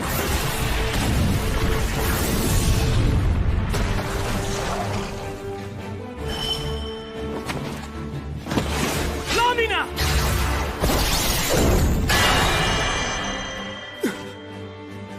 Dragon scales. If you really do intend to fight him, you're going to want to aim for his old wounds. Dragon scales are very tough. I doubt that even blood would be able to cut through them and reach the dragon's flesh. I can't keep chasing after blood forever.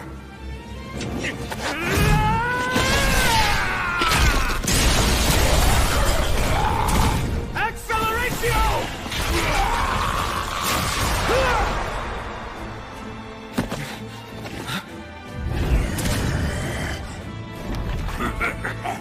You can break through a dragon's scales, huh? What perfect light exercise! This should help keep me away!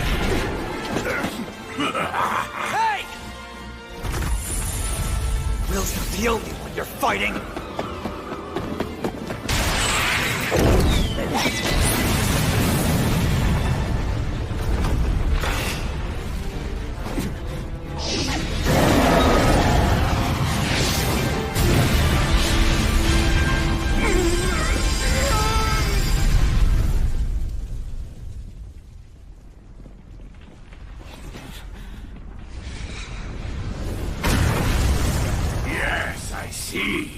Very impressive teamwork!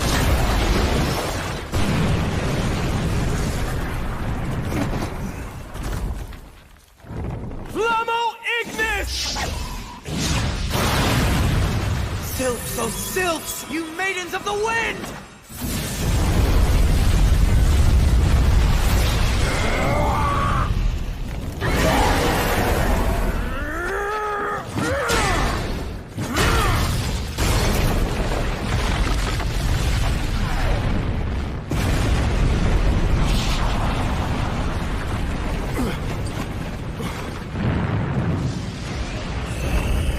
Right now! The gods are Notice obligatio! Conciliat sequitur!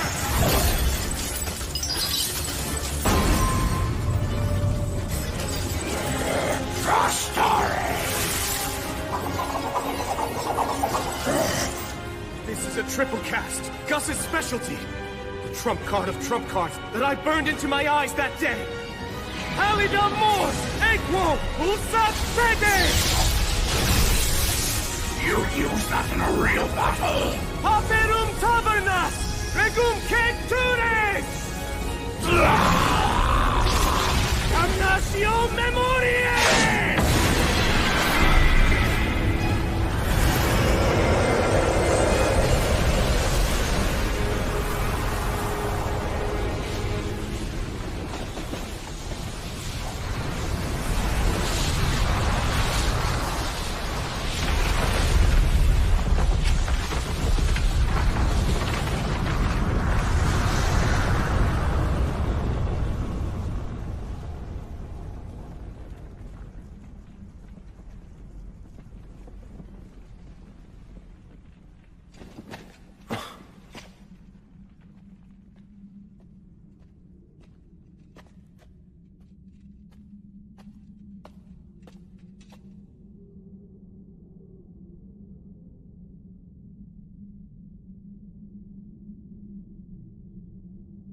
Did we win? Looks like it. The moment of victory is surprisingly disappointing.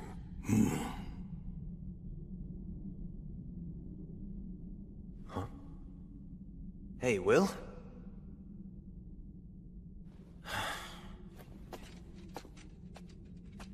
The dragon's destroyed.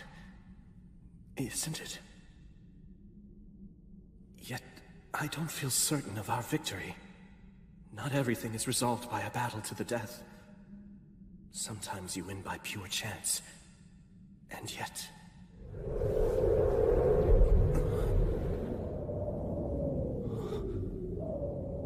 Is that wind? It's not over!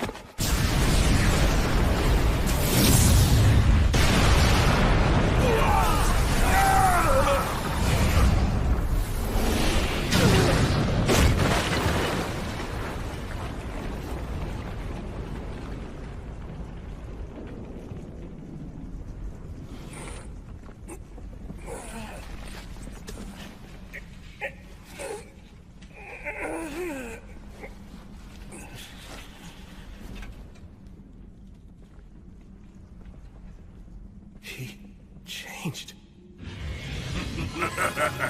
Precisely.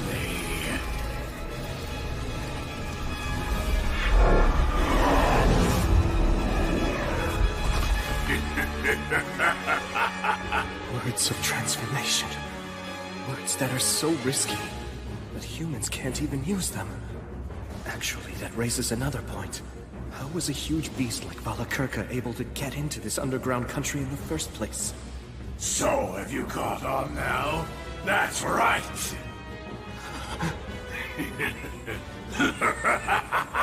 The words are all extremely well known to us dragons. Oh, I see. You'd hope that with the words of obliteration, you'd be able to erase even someone like me. That all you needed was for your aim to be true.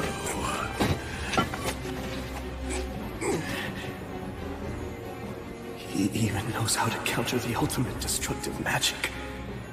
No, the result would likely be the same no matter what magic I chose. This dragon has fought every kind of word on every kind of battlefield, and he's been able to defeat every last one of them. Of course he has. This is a dragon.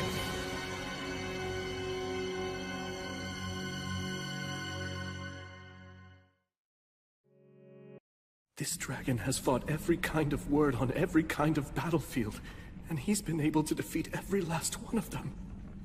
Of course he has. This is a dragon.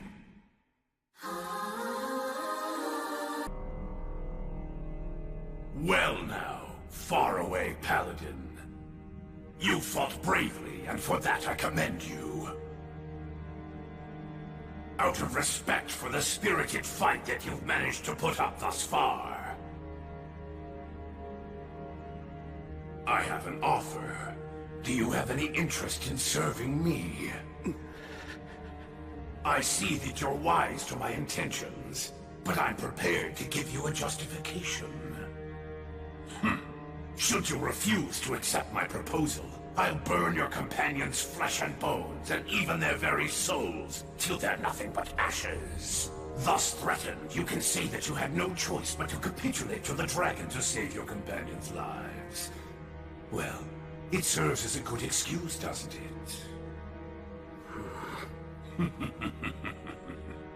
I have seen many humans with that very same look in their eyes. Even if I were to threaten to burn you to ashes, I know that you won't bend or falter. I can see that you're still trying to ensure that your companions don't suffer such a fate, while you continue to search to find a way out of this predicament. But no matter how hard you might try, all of your efforts are completely in vain. Am I wrong? Although, there actually is one single way for you to avoid giving it to me. You need only kill yourself. You're loved by the goddess of flux, aren't you? So, all you have to do is simply cut off your own head. After all, the next world awaits you, right? And the next one after that as well. And the one after that, too. And even the one after that. You have an infinite number of chances, don't you? If you wish to prevent a tragedy for your friends, simply end your life. Like tossing a game board if you can't win. You can just tell yourself, not here, not now, next time. This isn't the right moment for me to fight. No way. I won't choose that. Very well, then. To be frank, if you don't place a higher value upon your own life than that, I don't want you in my service. All right, now choose. Will you side with me? Or will you fight me and in doing so, die? I can well imagine what would happen if I were to take your side. I simply cannot bow to you. Then your companions will die. We all came here prepared for that possibility. If any of us are lost, so long as just a single one of us survives to put a blade to your throat, that will be enough. But surely you see that you have no chance at all of winning this fight. Yes, I do. If I persist, use this blade, and strike you, thousands or millions of times, I'll win this battle. Am I wrong? Maybe you could, but only after thousands or millions of miracles come to pass. It doesn't matter how many thousands, millions, or even billions it takes. If I have a chance at winning, if there's even a possibility of keeping my promise, then I'll take it. So now, you'll see how stubborn I can be. Dragon Valakirka! Speak your peace, faraway paladin. I'll slay you. Right now! I'll strike you down long before you can. Fortis Vita. Acceleratio! Cadere Uranium!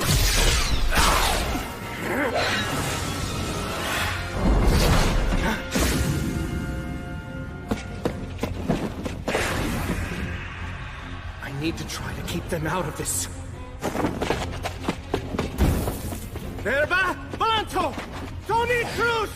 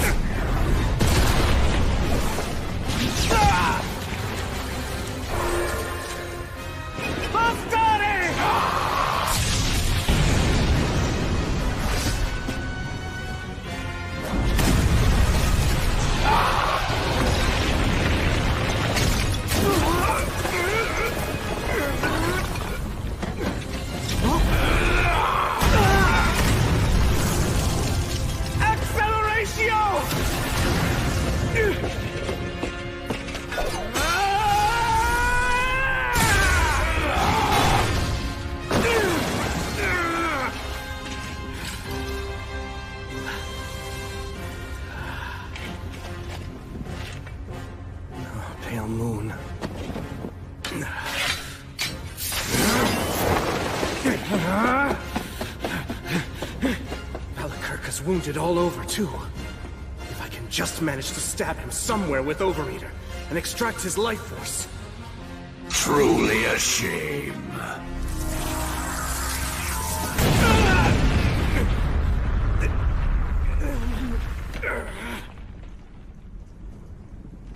I am quite familiar with that particular demon blade. I know that it's indeed a legitimate threat to me.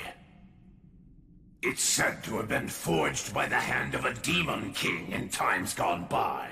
It was created in order to confront and kill the High King, who was obsessed with swords.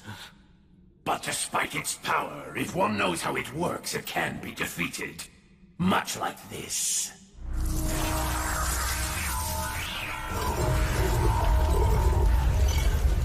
I guess he has no intention of fighting at close range anymore. While I admit that this battle has been an entertaining experience, I have to confess that I never dreamed a mere human could make a fight as difficult as you've managed to make this one. Faraway Paladin, William G. Merryblood.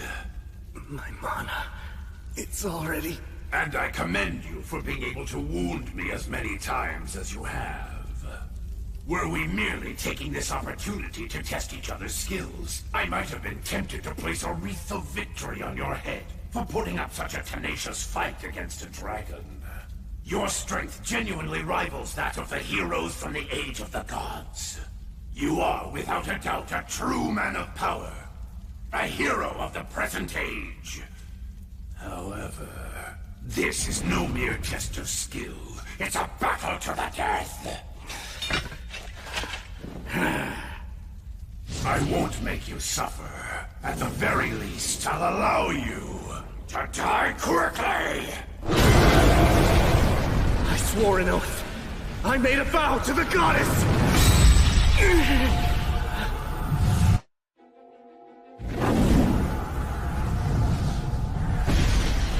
A herald, eh? So you're too weak to send an echo, are you? This is nothing but a pointless, wasted effort, goddess of light!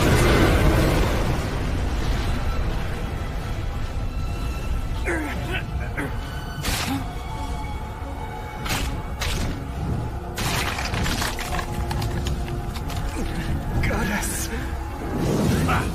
So you value your hero's life that much, do you? But be that as it may, the intervention of a mere herald from one single god isn't enough to change anything about the outcome.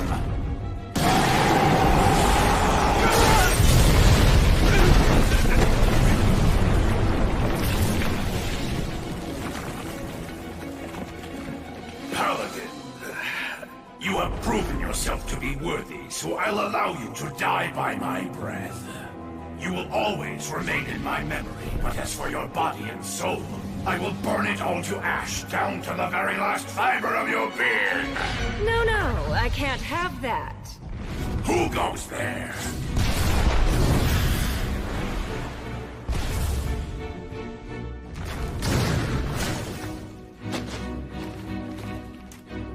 This hero is my prey. I've chosen him as my enemy. After having watched him fight, I'm absolutely certain about that. And I won't have him defeated by someone else right in front of me. The god of the undead here? Stagnate? Well now, evil dragon Velikirka. I believe you said that the intervention of a mere herald from one single god isn't enough to change anything. And you're right. I told him that too. That's the same prediction that I gave him. I said that heroes are insufficient, even with the goddess of light helping. That's true. There's no chance of slaying a dragon like Calamity's sickle. But you know, now that I come to think about it, I didn't consider what could happen if such an intervention actually involved two gods. I wonder what would change. Would a hero have a chance of winning? I believe they'd have at least some chance, Velikirka. Well, it seems that you're as talkative as ever, god of the undead. You and I are two of a kind. A detestable kind, that is. I feel as if we have similar tastes.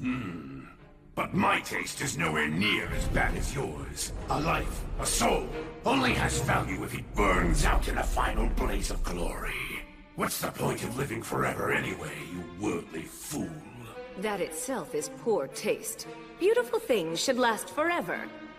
That's only natural. But you just destroy. My, what a lady killer you are, Paladin. Even in the age of the gods, I never saw the like. Just imagine, 2 goddesses rushing to your side when you're in peril. Wait, goddess? In the grand scheme of things, does it matter whether I'm a god or a goddess? After all, to someone who's a god, gender is only decorative. Right? Oh, come now, don't be so angry, Gracefield. I mean, where's the harm in enjoying a little perk like this? What's that? Why now? Is that what you're asking me? Well, after watching such a furious battle unfold before me, I'd regret not intervening much more. You interfere in a fight involving the great and powerful Valakirka just for a petty reason like that? Why, you pathetic, hero-obsessed hedonist! Yes, precisely. This strange paladin, this hero who's standing before you, I think he's worth going mad for. Now then, this battle hasn't reached its conclusion just yet. So tell me, do you still have the will to keep fighting, William G. Merryblood? Come now, my foolish yet clever enemy, Paladin of the Light. Uphold your vow. Hold your conviction steadfastly in your heart. You said before that you'd fight until the moment you fell over dead. Surely that wasn't a lie, was it? Guess I have no choice. I can't get out of this, huh? Valakirka! What is it? Remember what I said? I'm very stubborn. Indeed, you are incredibly stubborn. Was it this persistence of yours that made the gods finally take action? I admit, you're truly a hero. Very well then. It seems that the gods have given you their utmost blessings and protection, allowing a mere man to stand as an equal to a dragon. And burning even a hero who's lauded by the gods is what makes me a dragon!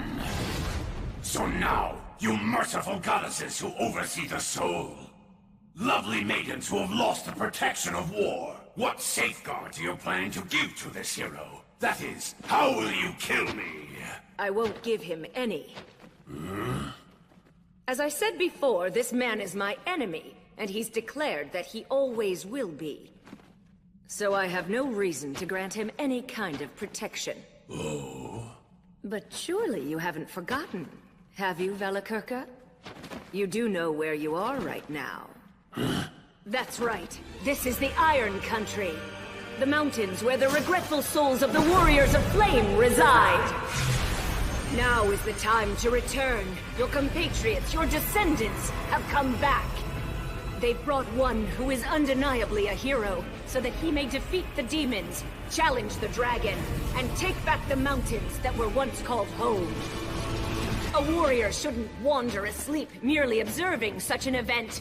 So now, come and take up the sword of vengeance! Set the fierce flames of your courage ablaze once again. Your time has come, Dwarven warriors!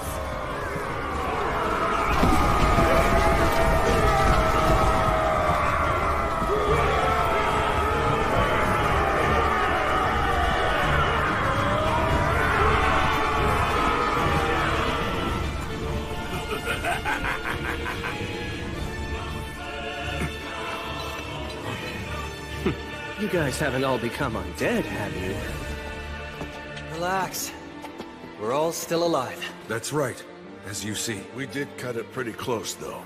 That solo battle of yours kept the dragon distracted for a while. Then, with the protection of our ancestral god. Well, it took a while since I'm not used to it, but I healed us all. I see.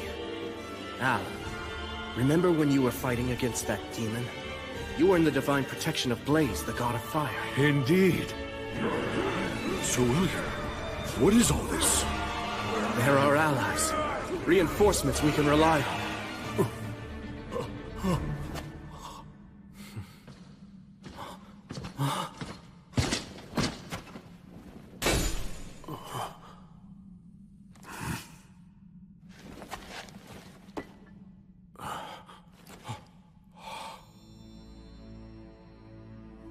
Your grandfather.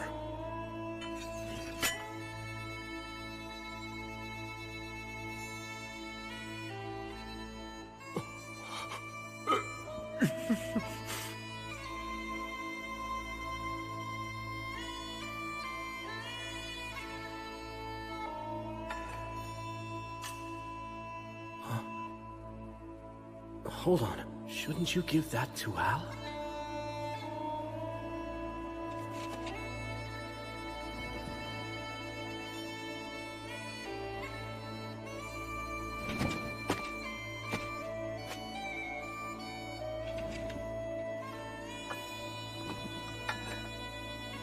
Called on. An enchanted sword handed down among the dwarves since the age of the gods. This blade took one of Valakirka's eyes. Hero of the light. Care for my grandson, and for these mountains. Please. Grandfather! Valakirka's flames burn everything, even souls. No way. Not yet.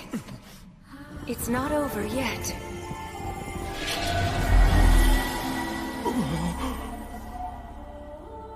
Goddess, you... Hear me, all of you who cannot preserve your souls. You who've been burned by the dragon's breath and cannot return to the cycle of rebirth. You who were born into this world, lived well, and enjoyed life to the fullest. I bestow upon you this final blessing.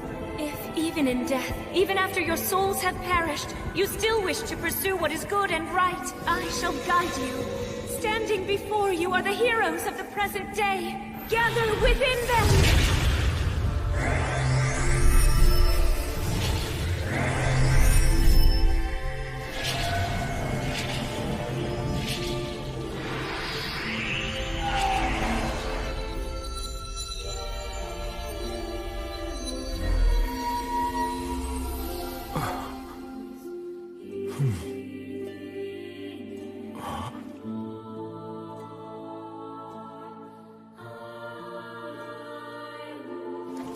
Grandfather.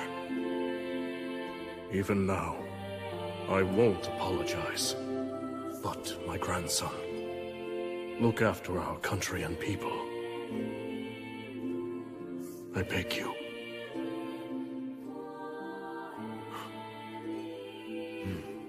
I will. You can count on me.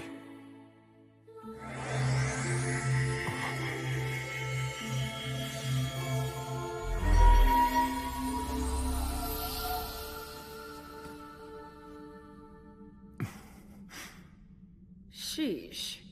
I guess that nothing's changed. She never could let me have all the fun.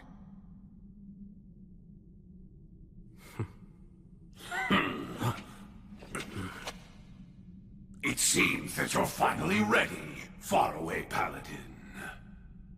You weren't just being nice, were you? Certainly not. I merely like to let my wine age a little.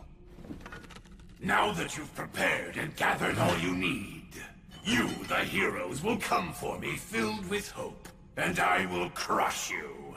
And when I do, right when your faces contort in despair, that moment, that glorious second, is when I feel the greatest joy! Now come on, challenge me once more, faraway paladin! Which will it be? Will I kill all of you and add a new entry to my long history of terror? Or will you slay me instead and go on to be celebrated forevermore for achieving such a tremendous feat? The time has come. Let us finish this battle! Here goes. Yes, I order you once again. Go. Slay the dragon, and keep your promise to me, my knight.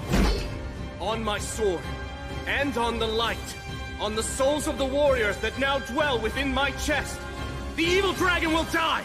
I will slay him! Slay the dragon, and keep your promise to me, my knight.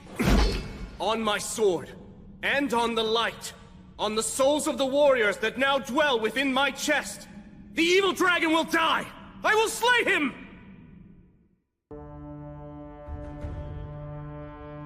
Burn, flames of courage! It's time for retribution! Evil ends now! Bellator! Bellator! Fortis! Fortuna! Anuvan!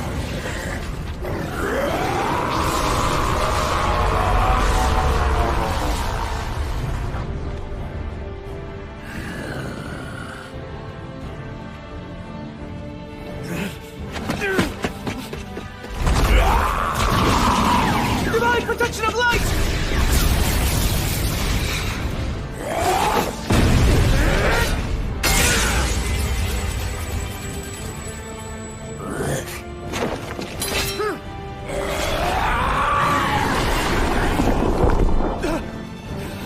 I'll crush you!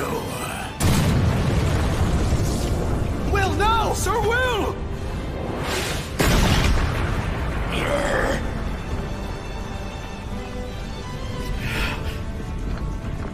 I swear, Will.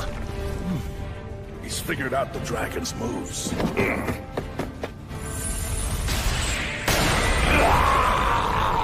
That comes with a bonus, Hydra Venom.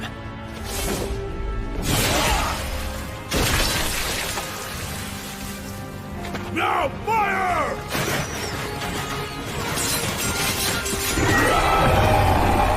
Charge in!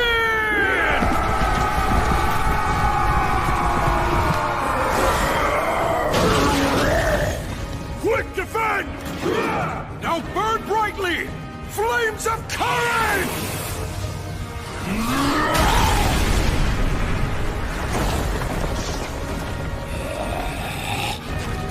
This is our homeland, and we're taking it back right now!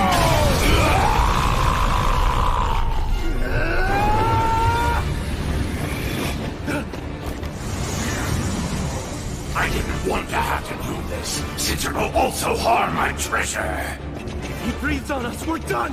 Brave warriors, this shall be your demise! Acceleratio!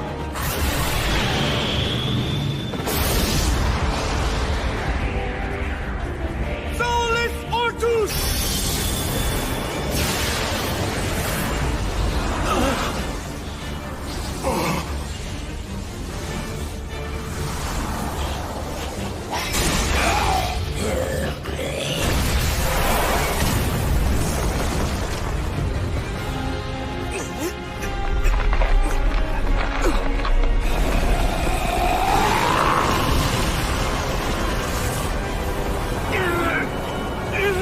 If I go down with the dragon, that's fine.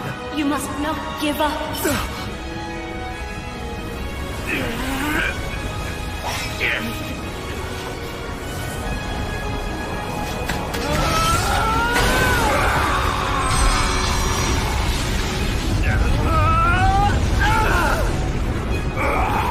I swore an oath to the goddess. I made a solemn vow to her. I promised not to give up on life to the very end!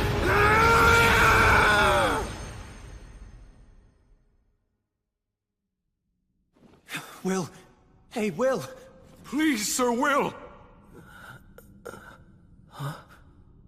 Hold on. Am I? Come on, speak to me. Will, are you all right? I'm just fine. Menno. You shouldn't get up yet. I feel really good for some reason.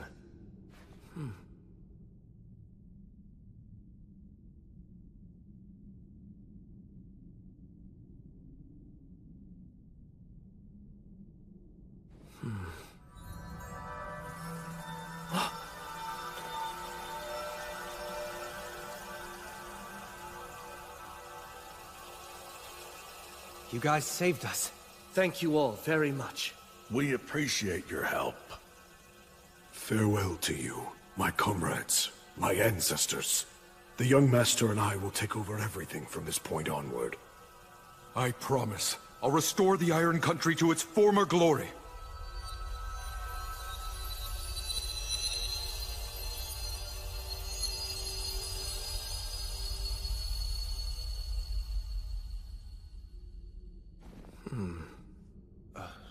What's wrong? My body. Something feels strange. Yeah, I'm sure it does. Do you know how many times that dragon turned you to charcoal? You need to rest, Will. Oh, no. I don't mean like that. What? Huh?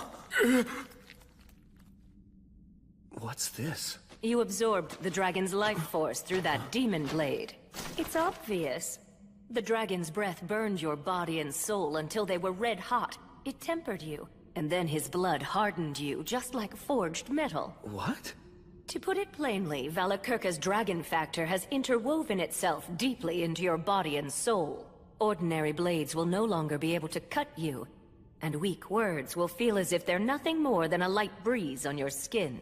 Oh, However, your new condition increases your animal nature. Don't let this power make you arrogant. Make every effort to keep the dragon factor quiet. If you don't, then it will only bring you to ruin. And to be honest, I do not wish to see you die such a pitiful death. Stagnate, you... I'm afraid I've been rather free with the use of my power. But then, since I helped you slay the dragon, you now owe me. I'd say that's not such a bad trade-off. You do feel indebted to me, don't you? Yes. Excellent. You see, when dealing with a hero such as yourself, pinning you down and forcing you to yield to me is much less effective than making you feel grateful and indebted to me.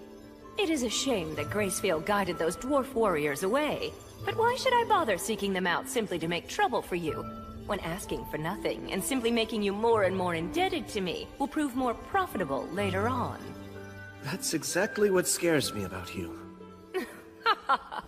Then I shall go now. And farewell to you, Gracefield. I've troubled you enough for now.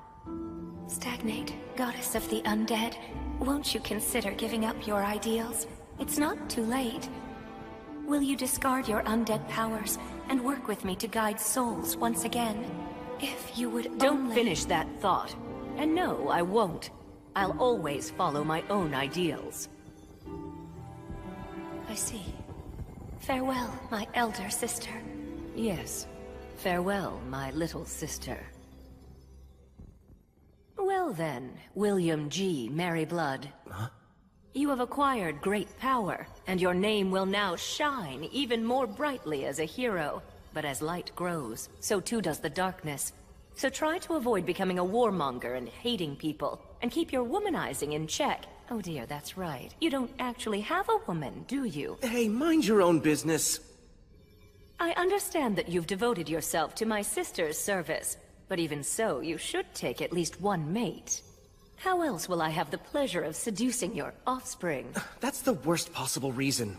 Actually, if I were to create a female echo one day, would you consider siring offspring with me? Look, I'm not asking you to do it for me, but really, what harm could one single child do? Rhea Sylvia creates demigod children with heroes all the time, after all. All right, I'll let it go for now. Also, as you may recall, I once asked you if you'd like me to love you, didn't I? Well, I lied.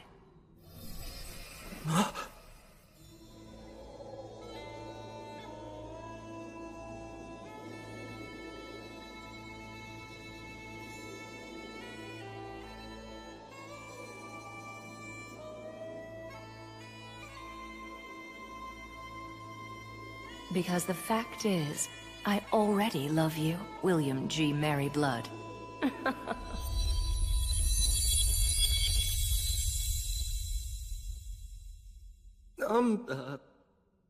Man, goddesses sure are impetuous. Anyway, just be happy, Will.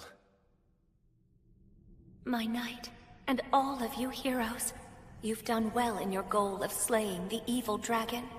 Splendid work. I still can't believe we won. I shall reward your efforts. If there's anything you want, you need only speak it. A wish? If I may, please, Goddess of Light. This area is full of the dragon's miasma. Can it be expelled from the mountains and Lothdor? Now that the evil dragon is gone, this request can be granted, at least to an extent. Well, if that's the case, then please, I beg you to purify our homeland. Yeah, I'd like to ask for that as well. Gotta think of Dina and her people.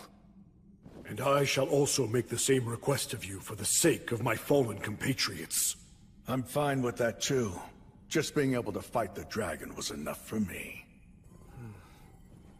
Add my name too. I request your purification and blessing. Very well. I have heard your wishes.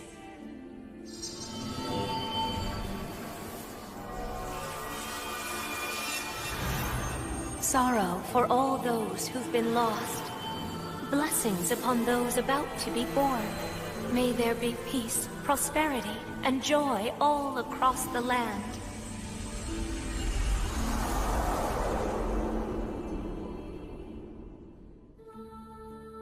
Now, you heroes who've slain the dragon, you brave souls who've reclaimed and restored this land, henceforth, may the blessing of the light be with you.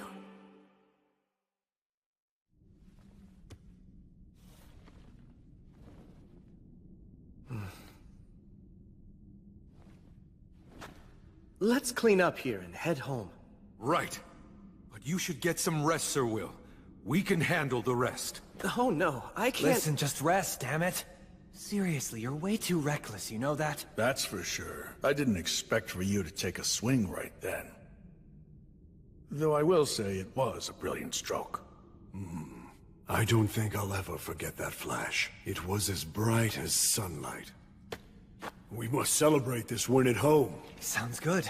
We can invite the people of Lothdor and have them play music for us too. That sounds wonderful! We can have food and drink as well! You know, I bet that Tonio and Bee have the whole thing prepared already. We can celebrate all we want. Yeah, I'm really starting to look forward to this.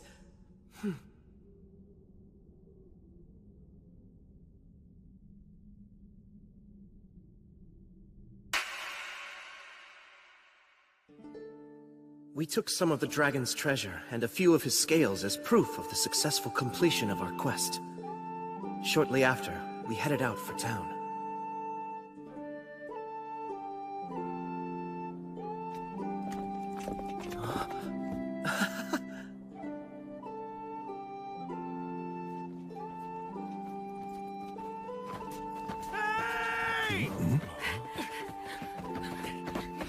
So you're all safe? Well, yeah. I mean, can't you tell? I heard the dragon's roar and then all was silent. Soon after, a strange fire spread across the land and the entire area was cleansed. Sincerely, I'm so glad.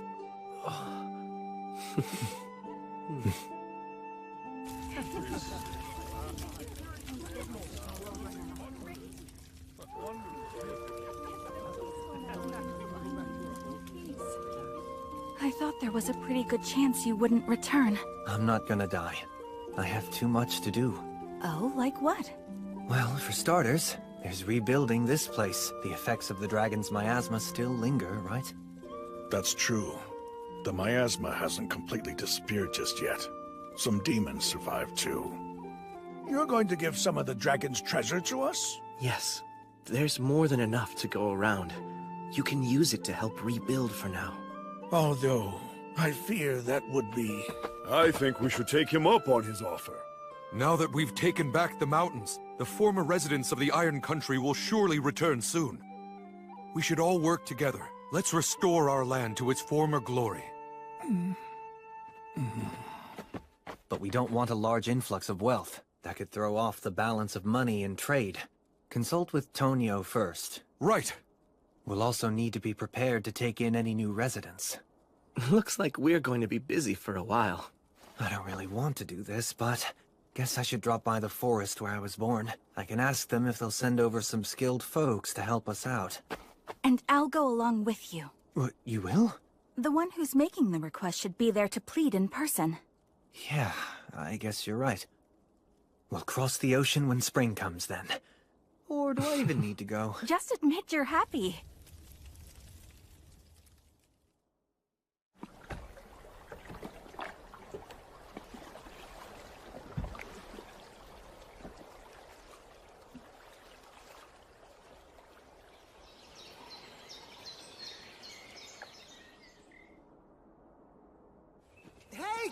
Hello, wandering sage! Oh, you're all here. You mean you didn't die? The flow of your mana seems quite odd. A dragon factor? You nailed it.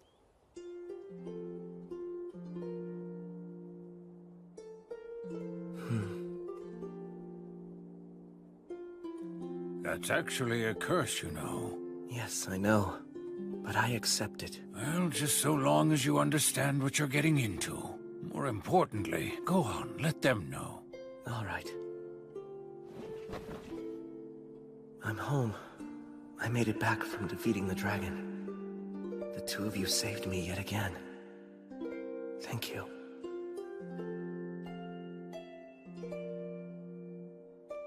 Allow me to return the weapon that you lent me.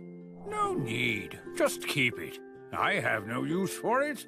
Oh, but, isn't it a memento of your beloved comrade? My, how kind. You're really quite sincere. It's precisely because it belonged to my comrade that I simply can't bring myself to let it rot away in storage. Well then, I gratefully accept it. I'm absolutely certain that there could be no greater honor for the weapon than to serve the new king of the dwarves. I'll return called on. No, Sir Will. That sword should belong to you. No, I couldn't. It's been treasured by the dwarfs for generations. And they entrusted it to you. Fighting fierce battles is a hero's destiny. Please, just make good use of that sword. I'll take good care of it, on loan. And then one day, I'll return it to your homeland. Right. Although, what you said makes it sound like even more difficult enemies are going to be coming my way. Hello? Well, you know. Try to live strong. I'll help you out when I can. That's not reassuring, at all. Jeez.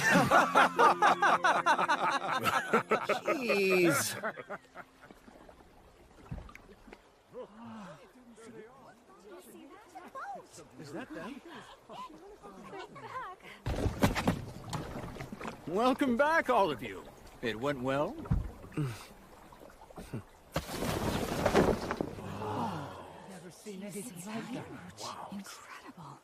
We've slain the demons in the mountains. And as for the evil dragon Valakirka, we slayed him too. Congratulations!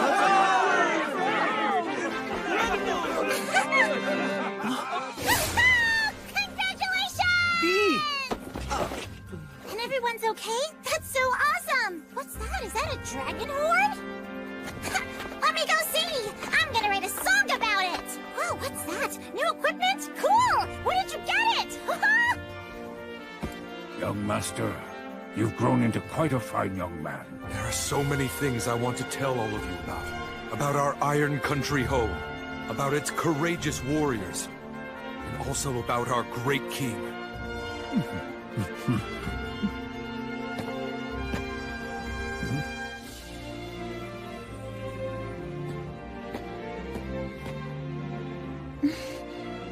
It's good to have you back. Indeed. All right, everyone. Our lord and his companions must be tired. They've only just gotten back from defeating a dragon, after all. We have to give them some time to get a little rest now. And then tomorrow we'll kick off the party. We'll cheer the dragon's end. Tomorrow, you can eat, drink, and sing all you want. Come, help us celebrate!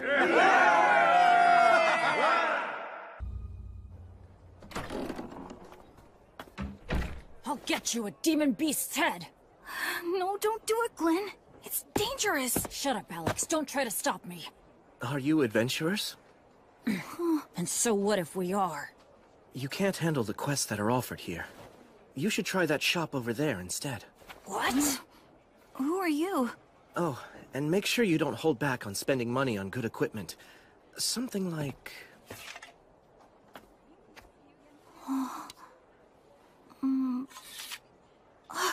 Oh, wow! Look, signs! A magic dagger? It's yours. It has words of light engraved on it, so it'll work as a torch, too. Oh? Just what are you after? Well, okay. Are you willing to listen to kind of a long story, then? A story? Yeah. When a warrior gives someone a magic weapon, it's customary to explain its history after all. All right, you listening? That dagger was forged by dwarfs in ancient times. It was used to slay a chimera and pierce a dragon's scales.